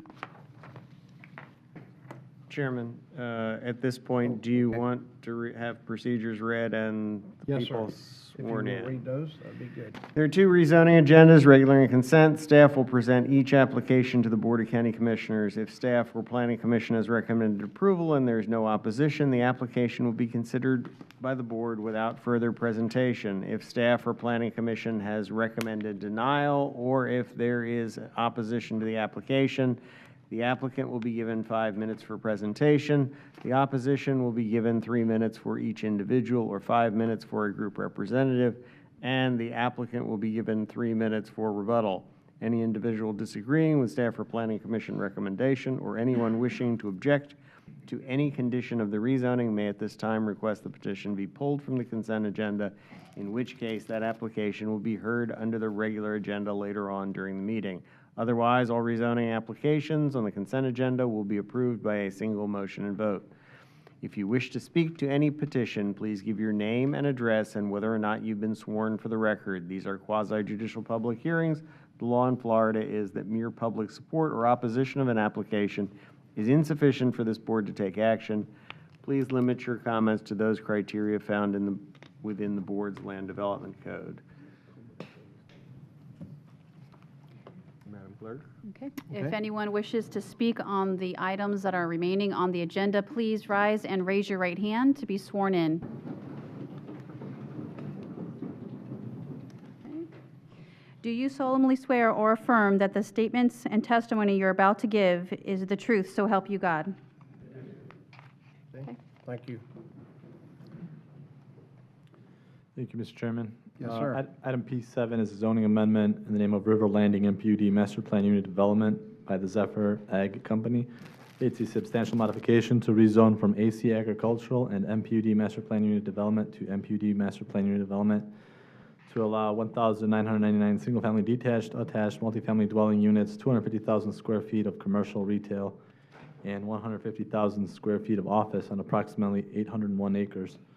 This is located on the west side of Morris Bridge Road, north and south of State Road 56 extension, north of the future Old Woods Avenue extension, approximately 1 mile north of Hillsborough County line. And it comes to you with a recommendation of approval with conditions. Okay. Is there anyone here in the audience to speak against this item? Seeing no one, leave it on consent. P8. Item P8 was published in the Tampa Bay Times on January 25th, 2019, March 15th, 2019, and along with affidavit of certified mailings and site postings. Thank you, Mr. Chairman. And for the record, Nectarios Pitos with Planning and Development.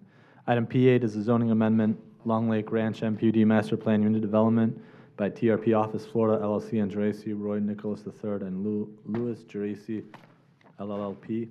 It's a substantial modification, rezoning from MPUD Master Plan Unit Development and AC Agricultural to the currently approved conditions of approval and master plan specifically to parcel A/B to allow light industrial specific use and a variation from the Land Development Code, Section 901 3E3B, Access Management Analysis Traffic Impact Study, and the rezoning of approximately 38.642 acres to add to parcel C with no increase in entitlements. This comes with a recommendation of approval.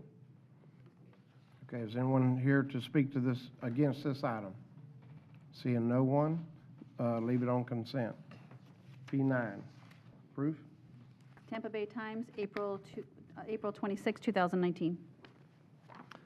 Item P9 is a zoning amendment, Jeanette T. and Eugene C. Stone Jr. It's a change in zoning from an AR Agricultural Residential District to R1 Rural Density Residential District.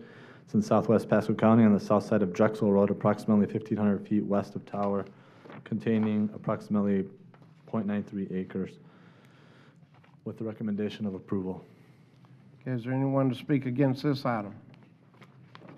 Seeing no one, leave it on consent.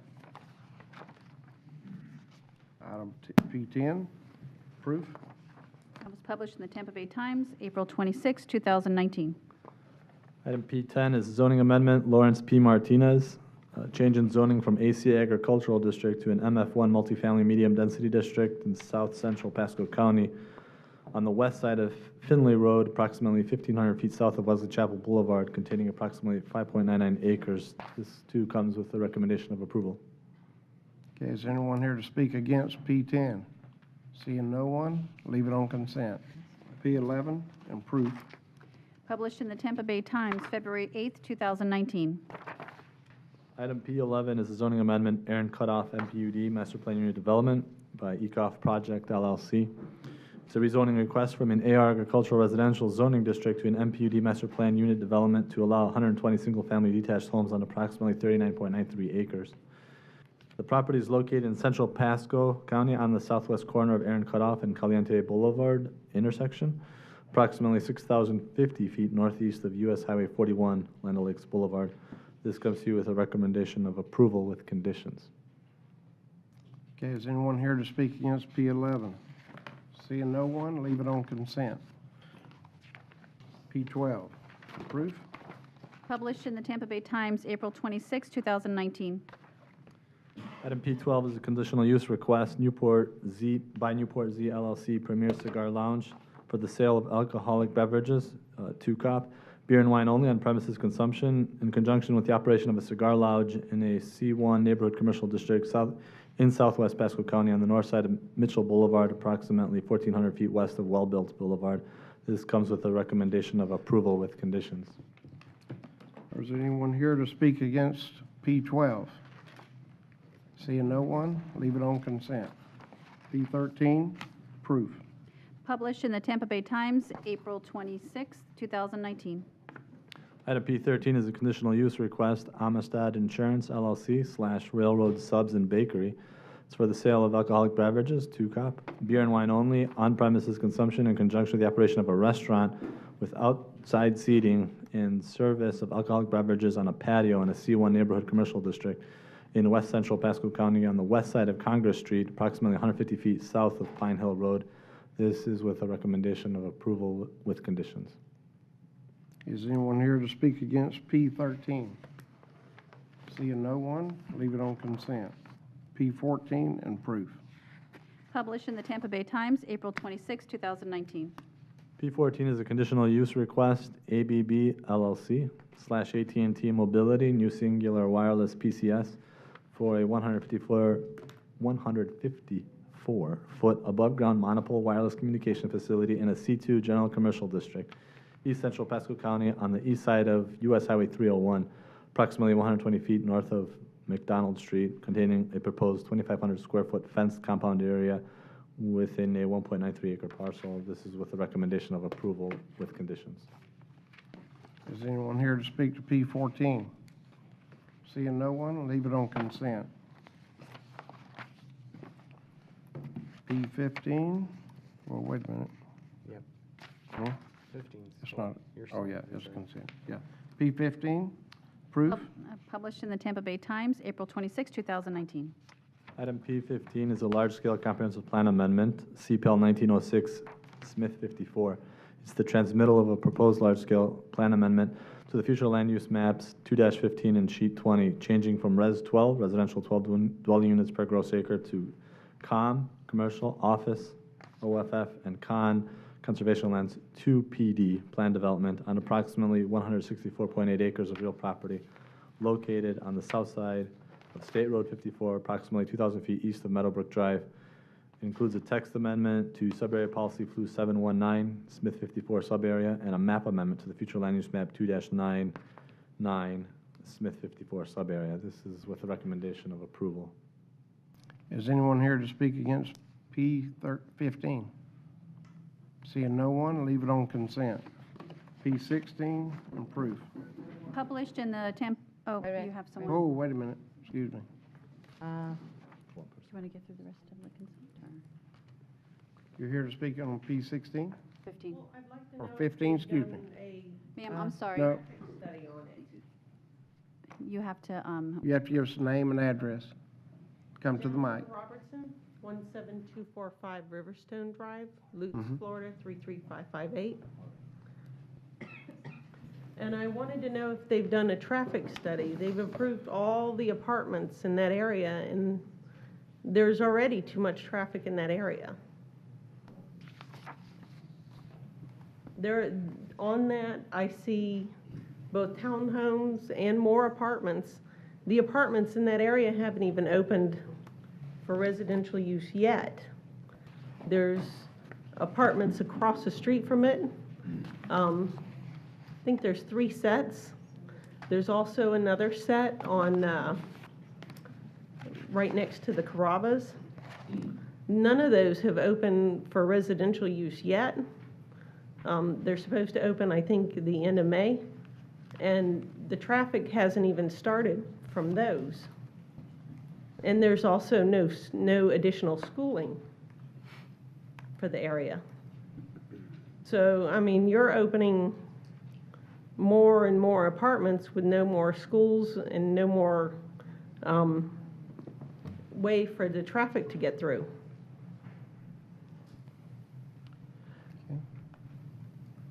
This is transmittal of a large-scale comprehensive plan amendment. The board can either take a presentation from staff, or they can ask staff to get with the citizen and explain what's actually happening. This is not final action by the Board of County Commissioners, since it's going to have to come back for adoption. Okay. Would you like to answer? It's at the board's discretion about how they want to. I think how he they should want to answer. Terry can answer. Okay. I have staff with me Okay. to provide an answer. Essentially, a transportation needs assessment was conducted on the property. This was, here, Amy, come here. This was previously reviewed, and the PD is essentially taking the entitlements that are all on the property and combining them into one flu. Correct. So transportation needs assessment has been done. We've analyzed it. We can share that information with the inquiring resident. Yes. And provide any answers that she would like. Okay. So, Mr. Tu, you're here to speak for this issue, or? Yes, sir. Joel Tu and Associates. I represent the applicant. Simply a factual summary to possibly alleviate the question. This was a previously zoned and approved project. It actually has vested zoning entitlements for 1,534 multifamily units. This plan amendment and the zoning that will come with it actually reduces from the 1,534 approved all the way down to only 400. So this is actually going to be a substantial down planning and down zoning of something that's vested and approved. So to get to the concern about the number of apartments, this will decrease them by over 1,000. And as to the school comment, there is an existing school site. The school board already bought the school site that was part of this MPUD. That was now removed from it, so they already own the site, and my client is obligated to extend utilities and provide access to that school site. So to the extent there's a question about those two issues, I just wanted the facts to be clear to the board. And again, this is just the transmittal. Yes, of course, we had to do the traffic study. It's been reviewed and approved, and there are mitigation requirements that you'll see when we come back in July with the MPUD. You'll see those traffic mitigation requirements that have been approved. There's also a high school site that's Across the already street. purchased across the street, and a new K-8 down the street that's about to start construction. Correct. So. But technically, this is actually a down planning, substantial down planning of what was approved previously invested. Okay. Terry, if you would, with your group, speak to that party so she understands that. So, and she should understand from what he said. The gentleman behind you there would like to speak to this item? Sir, please state your name and address for the record. Robert Goodman. I live on Cedarwood Loop, 17510 in Lutz, Florida. Is this the Smith 54 that's now going to be Belantre, the extension of Belantre? Where is it? Because we received a notice that Belantre is extending across to the south side. So is it still the old Smith 54, or is it the extension of Belantre? It's a totally separate project. I'm sorry, sir. come I need to forward. get to the mic. Sorry. Joel Tu again for the applicant.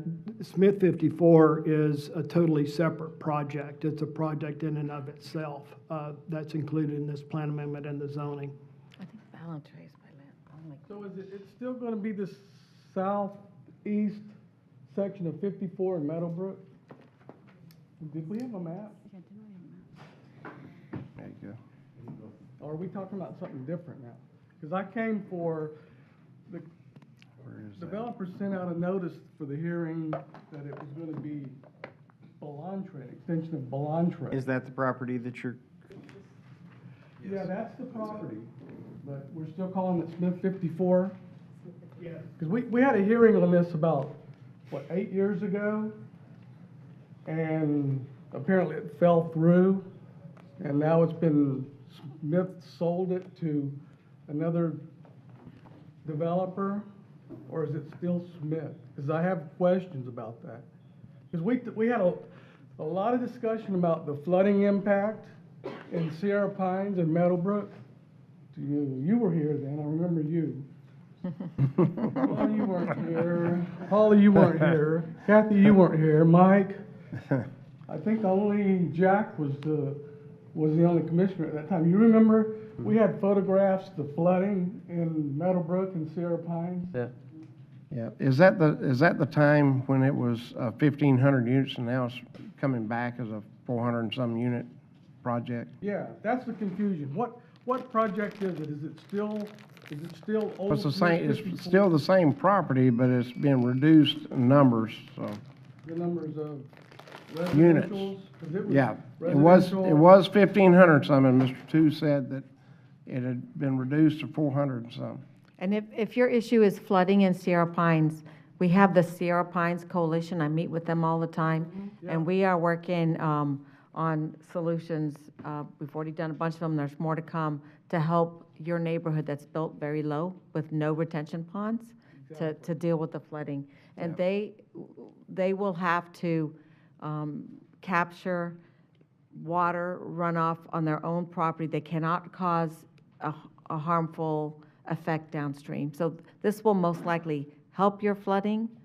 They'll have to put some large ponds in place. I've also been working with the city of St. Pete that owns that well field south of you. They own all the property Yeah. to the east of us. Right, and so they've been fixing some things too.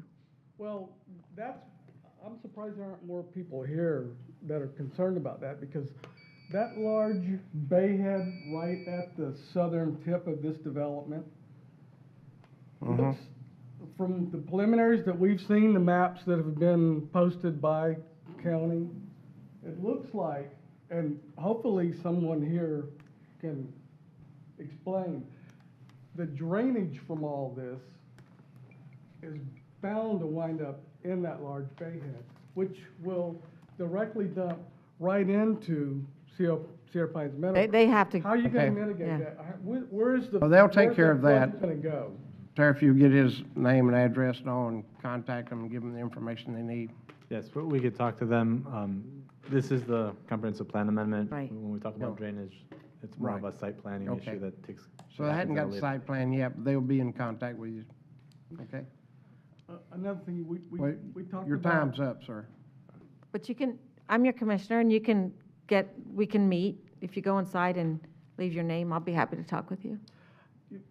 We talk with you a lot at the meetings that we have out in Sierra Pines, Wade's Man Cave Barn and all that, but I can't see how we're gonna allow this to be developed and it's sir, not- Sir. your time has Your time- elapsed. your time's That's what the up. red flashing light means. Sir? Your time's up, sir. Thank you for your comments. Staff can help Okay. address the gentleman. That'll be good. All right? So are we on P16? We're on, we moved 15 to consent Okay, I don't know if I did publication on and 16. publication on P16. Published in the Tampa Bay Times on May 9th, 2019. P16 is a resolution by the Board of County Commissioners of Pasco County, Florida, dissolving the Greenside Village Streetlight Service Area as of December 31, 2019, and providing for an effective day and applicability. This comes with a recommendation of approval. Okay, is anyone here to speak against P16? Seeing no one, leave it on consent. And is that it? 17. Oh, we got one more. Okay, P17, proof? Published in the Tampa Bay Times, May 9th, 2019. P17 is a resolution by the Board of County Commissioners of Pasco County, Florida, designating that area commonly referred to as Jensen Park Village as a street lighting service area for street lighting improvements and to levy assessments against the property benefited by street lighting improvements in accordance with the Pasco County Code of Ordinances, Chapter 94, Article 2, Sections 94-46 through 94-56. This comes with a recommendation of approval. Okay. Is anyone here to speak against P17? Seeing no one, we move that to consent and the pleasure of the board. Let me check something. Did we already Yes, ma'am. do the one on Starkey? No, that's on regular. P19. We're not there yet. Okay. Because I can't vote on that one. Motion approved. Okay. Second? I got a motion and a second to approve there. consent agenda. All those in favor say aye. Aye. Aye. All opposed, like sign. Motion passed on the consent agenda. Mine is this tab. We move now to P19. P19, because P18 we've already taken care of. 19 on Iafredi's property. Can we begin? We'll just wait a minute until they clear out.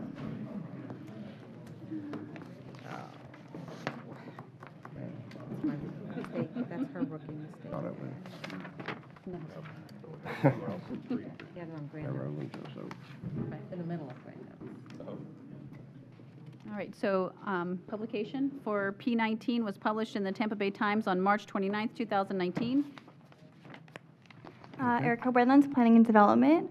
Item P19, PDD 19047402 is a zoning amendment in the name of Starkey Ranch Investment Company, LLC.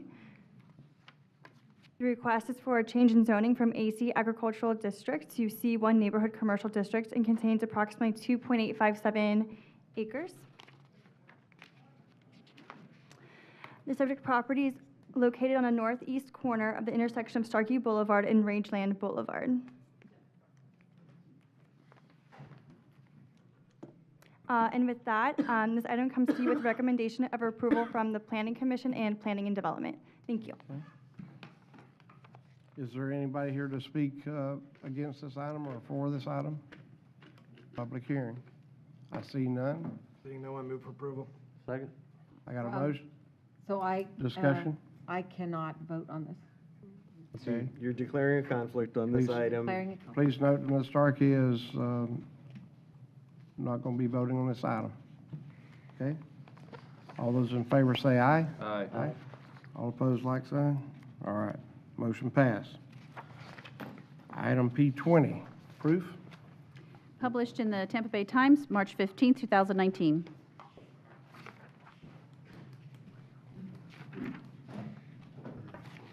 Good afternoon, Viviana Martinez, Planning and Development Department. Item P20, PDD 190996 is a large-scale comprehensive plan amendment in the name of CPAL 1813 Grand Oaks. The project proposes to change the future land use from Res 1, residential 1 dwelling unit per acre, to PD, planned development on approximately 175 acres with an associated subarea policy. It is located in east central Pasco County and is on the southwest corner of State Road 52 and Prospect Road. Some of those surrounding land zoning districts include MPUD, Master Planned Unit Development District, C2 General Commercial, AC Agricultural, and AR Agricultural Residential. Some of the surrounding land uses include Res 1 and ROR, Retail Office Residential to the north, Agricultural Rural to the east, and Village Mixed Use to the south and west. This slide gives you a better idea of the surrounding area. As you can see, the town of St. Leo is abutting the northwest portion of the subject properties and is surrounded by the villages of Pasadena Hills Special Area Plan. The concentric circle depicts the village center, Village A, at the intersection of Prospect Road and the Clinton Avenue extension. It's important to note that the proposed plan is not within the villages of Pasadena Hills Special Area Plan. It's only surrounded by it.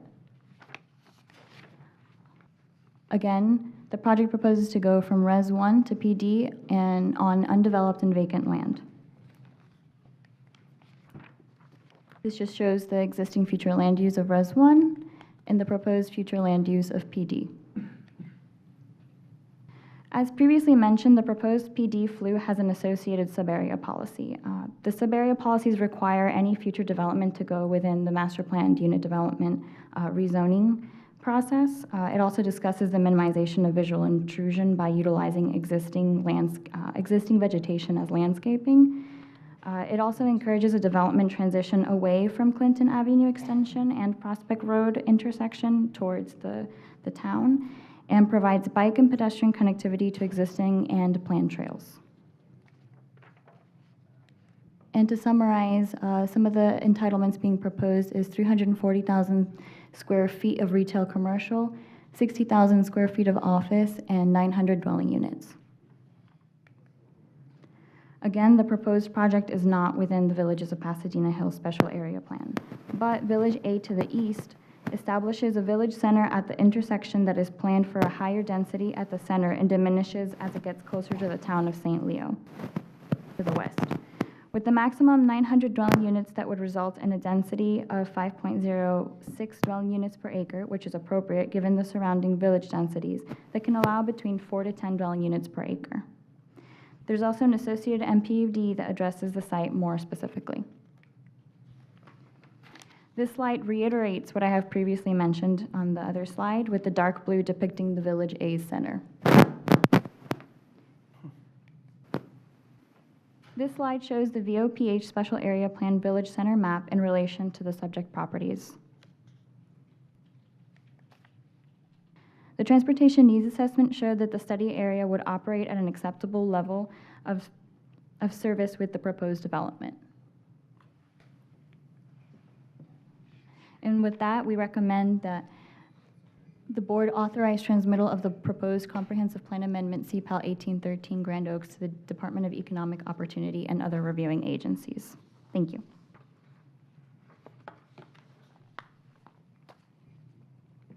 Okay. Is there anyone here to speak? You're going to speak for it. I know you're going to speak for it, so. Got to stand up. I'm sitting back there for a while. Okay. Barbara Wilhite, 6327 Grand Boulevard, Newport Richey, Florida, 34652 for the applicant. We're just going to defer any of our time to see if there's any questions we'll need to answer. Okay. Is anyone here to speak against this item?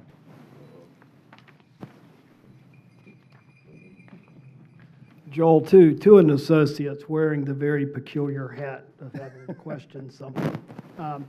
I represent Evans Properties Incorporated, and the Evans family, the largest stakeholder in the Villages of Pasadena Hills. They have an entitled property in Village C adjacent to this. I also represent WSMB LLC, which is owned by the Maggards and Wilton Simpson. It is the property adjacent in Village A, which I also entitled for them as the MPUD that staff alluded to. None of the VOPH people I represent and none of the others I've spoken to have an issue with anyone getting entitlements that this board sees fit to entitle. That's not what they do, no problem with that. The problem, which is obvious from the graphic the staff put up, this property was originally to be included in VOPH. The owners were part of the POG, started that process where the private property owners spent $2.5 million to develop that area plan. But this property owner elected early on in that process to withdraw from that rather than have to pay surcharges for the impacts on schools, roads, and parks. My clients and the other VOPH members are, of course, subjected to those substantial surcharges to pay for impacts to schools, roads, and parks. It's my client's belief, and I think the VOPH Policy and Planning Committee sent you a letter to that effect. It's the consensus at this point within VOPH owners that this is going to be a very uneven playing field when, in fact, this project will obviously be impacting the very roadways, the super park, and the schools that the VOPH people are paying a surcharge for those impacts. So the request that I was asked to make, their strong preference, is to ask you to defer the transmittal of the plan amendment until we can all sit down together and work on a solution. I've discussed with Ms. Wilhite and Mr. Armstrong whether they are willing and their clients willing to do that. They've indicated yes. I would like that to be acknowledged for the record before we leave today, that they will sit down and speak with the VOPH owners. And just in terms of turnabout fair play, not very long ago, I was standing here representing the Connected City applicants. Ms. Woolhite was representing Crown Communities. Others were representing VOPH. I was told firmly not to proceed with my public hearings until we sat down, smoked the peace pipe, and agreed on mitigation, which we did. Connected City had to make improvements to Prospect and to Curly Road and take those items out of the VOPH budget. So in our view, turnabout's fair play. The Connected City developers were required to work out a system that leveled the playing field. We all want development. We're happy this project is coming forward, but there has to be a level playing field on the impacts and the mitigation, since we all are impacting the same network and the same public infrastructure. If you see fit, despite the request that the VOPH board has made, and despite the request my clients asked me to make, which would be to defer this for a month or so until we can meet, if you see fit to transmit it, then I urge everyone to remember 6 weeks from now that before the horse was out of the barn, that we did come forward, because the next thing you'll hear in 6 weeks is, well, why did you guys transmit it if you had a problem with it? And they'll beat me over the head with that. So I know how that's done. So that's what I have to say. We just need to sit down as ladies and gentlemen and work things out exactly the way we did on the Connected City. I am convinced that can and will be done, and it will happen, and you won't have to referee it. Thank you. Is there anyone else to speak against this item? Or for? Any comment? Any other comments? Yes, ma'am, come to the podium, state your name and address.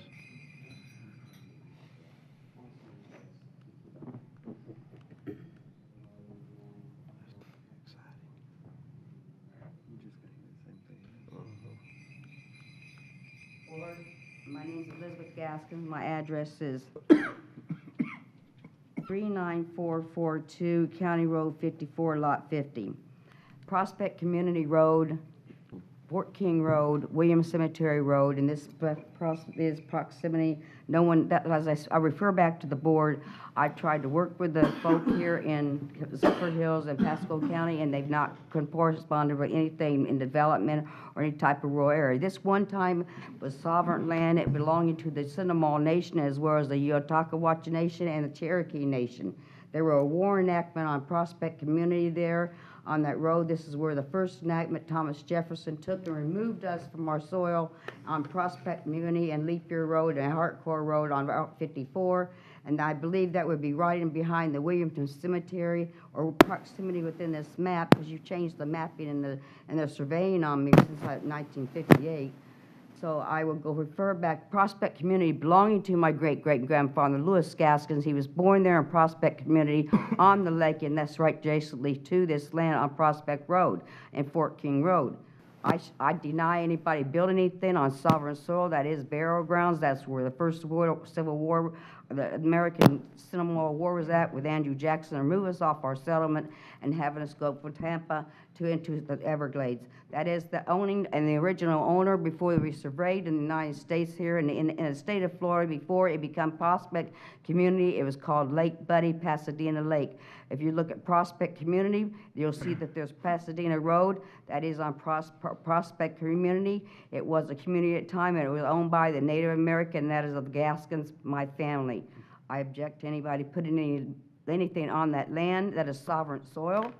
It is belonging to the tribes, and it's not for sale. It never was for sale. It's never going to be for sale. It's to be used for historical preservation, and that's what it is today. There's graves back in there. They've been looted. The artifacts have been taken out of there. I've been in there, and Prospect Community is that of my great-great-grandfather, and he never sold it. And I'll yield myself back to you. Okay, thank you. Thank you for your comments. Anyone else here to speak with any comments, pro or con? Ms. Willite?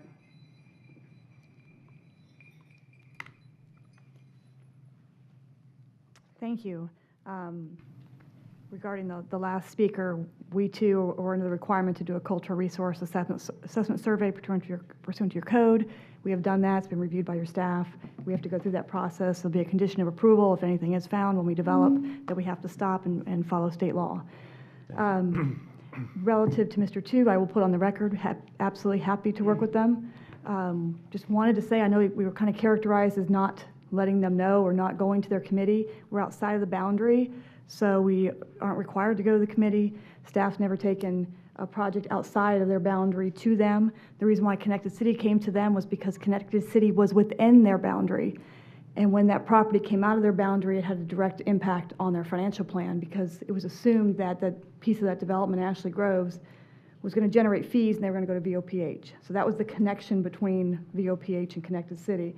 There's been other projects along the boundary, Chapel Crossings, New River, now called Avalon West, that have come through and had new projects approved without having any issue. They're on the boundary. The same kind of issues could have been brought up.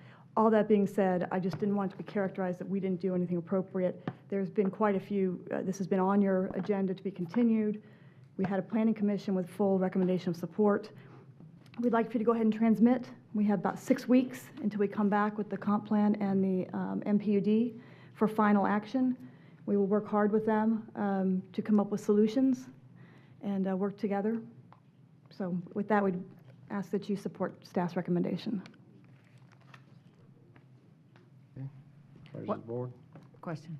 All right, Ms. Starkey? Was this originally part of VOPH and then they chose not to participate? It was never included in the boundary. Was there a financial, okay, I'm reading the letter. So it was included originally and then they had, what was that No, called? there was a Scrivener's error. When the board decided to adopt VOPH, the board said, take this property out. And so the property was supposed to come out. When it was transmitted to the state, the property was within the boundary still. So there was a Scrivener's error, subsequent amendment that was processed with some other changes that Pasadena was making to take that property out of the boundary. Was it included in the VOPH planning analysis, including the original VOPH financial plan? I will find all that out when we meet with these folks. I do know that the entitlements that were in VOPH for this property, they took them and used them elsewhere. So they assumed those entitlements that would have been on this property elsewhere in their plans, so. So I'm okay for transmittal, but I do think they need to work this out because we have to be fair to everybody. And it's not, I don't know all the history and the particulars, but we've asked a lot of VOPH and we just need to be fair. And we expected the same with Connected City and the surrounding developers. And I'm sure you guys can come to some kind of meaningful agreement We'll need the between county. now and the next We will need the time. county to participate as well. 'Cause Right. I don't have a financial plan, Well, So- that's, Mr. but Chair. we're happy to Oh, meet. sorry. Mr. and work Mariano? something out. Yeah, Mr. Chairman, initially, when we first looked at this, this was going to be part of it. They did decide to get out exactly when, I'm not sure, but initially, the initial look at this was included to it. And they made their own decision why to pull out, but I think Commissioner Starkey's on the money. We should be sitting down at the table together. Glad you're willing to able to do that, and I think staff should be there as well, and try to work it out so we do have a balanced plan. I believe there's 6 weeks before it comes back. We don't know for sure when it comes back, actually. Mr. Chairman? Yes, sir. Yeah, just want to make sure that staff is willing to work with both parties, and we need some kind of a commitment, I guess, right now from staff that's willing to work through this with, in the meantime. I know we say 6 weeks, but DO it could be 30 days, it could be, 90 days? We just don't really know for sure when they come back. Well, we're happy to work with the applicant Okay. on matters with Grand Oaks. We've been working with them all the time. All right. And I just want to make sure that we, Right. because Ms. Wilhite said that we need staff to work together, and I'm sure Mr. Tu would appreciate that too, so I want to make sure you guys are willing to work with both sides to come to a happy median here. Yeah, I think that'd be good. Okay. Move to approve? Second? Got a motion and a second to approve. All those in favor say aye. Aye. All opposed, like sign. Motion passed.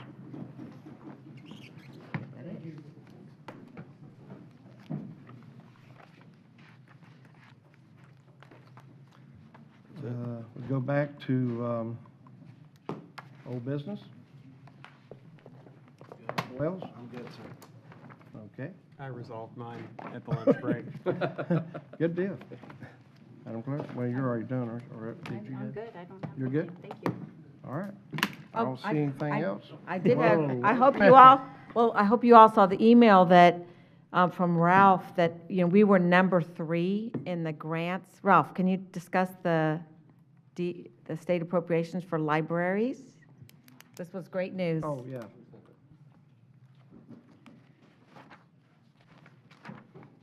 Commissioners, the email I sent out regarding that, again, Ralph Lair, Intergovernmental Affairs Officer. It was an issue that I brought to your all's attention during session. Your library team, public library team, with their due diligence, was trying to get the legislature to refund the library grants award. It's a fund that has not been funded by the legislature for the past couple of years. We have been on that list as a number 3 slot. All these grants are awarded $500,000. So the Senate went in and initially funded it at $4 million. We were trying to get an additional $500,000. We're unsuccessful in that, but the legislature funded $1 million. So the top 2 projects would be awarded those grants. The state contacted our public library system and said that the number 1 slot pulled out and pulled their application. So number 2 and number 3, Miami-Dade number 2, Pasco County number 3, will be receiving the grants as long as the governor does sign the appropriations and doesn't veto that particular item. And as of today's date, the governor has not received the budget, but I feel confident that that item's going to remain in there, and the grant that the public library has applied for on that particular grant will impact the Starkey Library. Yep, awesome. So, that's good. So, Mr. Chairman, real quick. Oh, Kathy's not here. Don't, never mind. What happened? I wanted to ask Kathy something since she's. What's the question? Okay. So since there's more money going to that library, which offset our cost, that could possibly help with the future library, because we have a site in Wesley Chapel that does not have a library, because Wesley Chapel doesn't have a library. It's the fastest growing area of the county, so doesn't have a library, and there's a site there that we. Yeah. So that was supposed to go forward at one time before I got here, but then it got pushed back. Can I just, Yeah. I can probably answer We the could just question. research We actually still owe the school board a lot of money for that library. So Okay. even if we get the 500,000, that'll just allow us to pay the school board back quicker. That's good, though. I mean, it's an offset the cost, so. So, but we still have to pay back the school board before we can build any other libraries. That's my point. It'll be But- sooner but- than Sooner than. $500,000. But it does help. No sooner, yep. Yeah. Okay, that's it. That's all I need. Thank you. That's everything? All right. We're adjourned.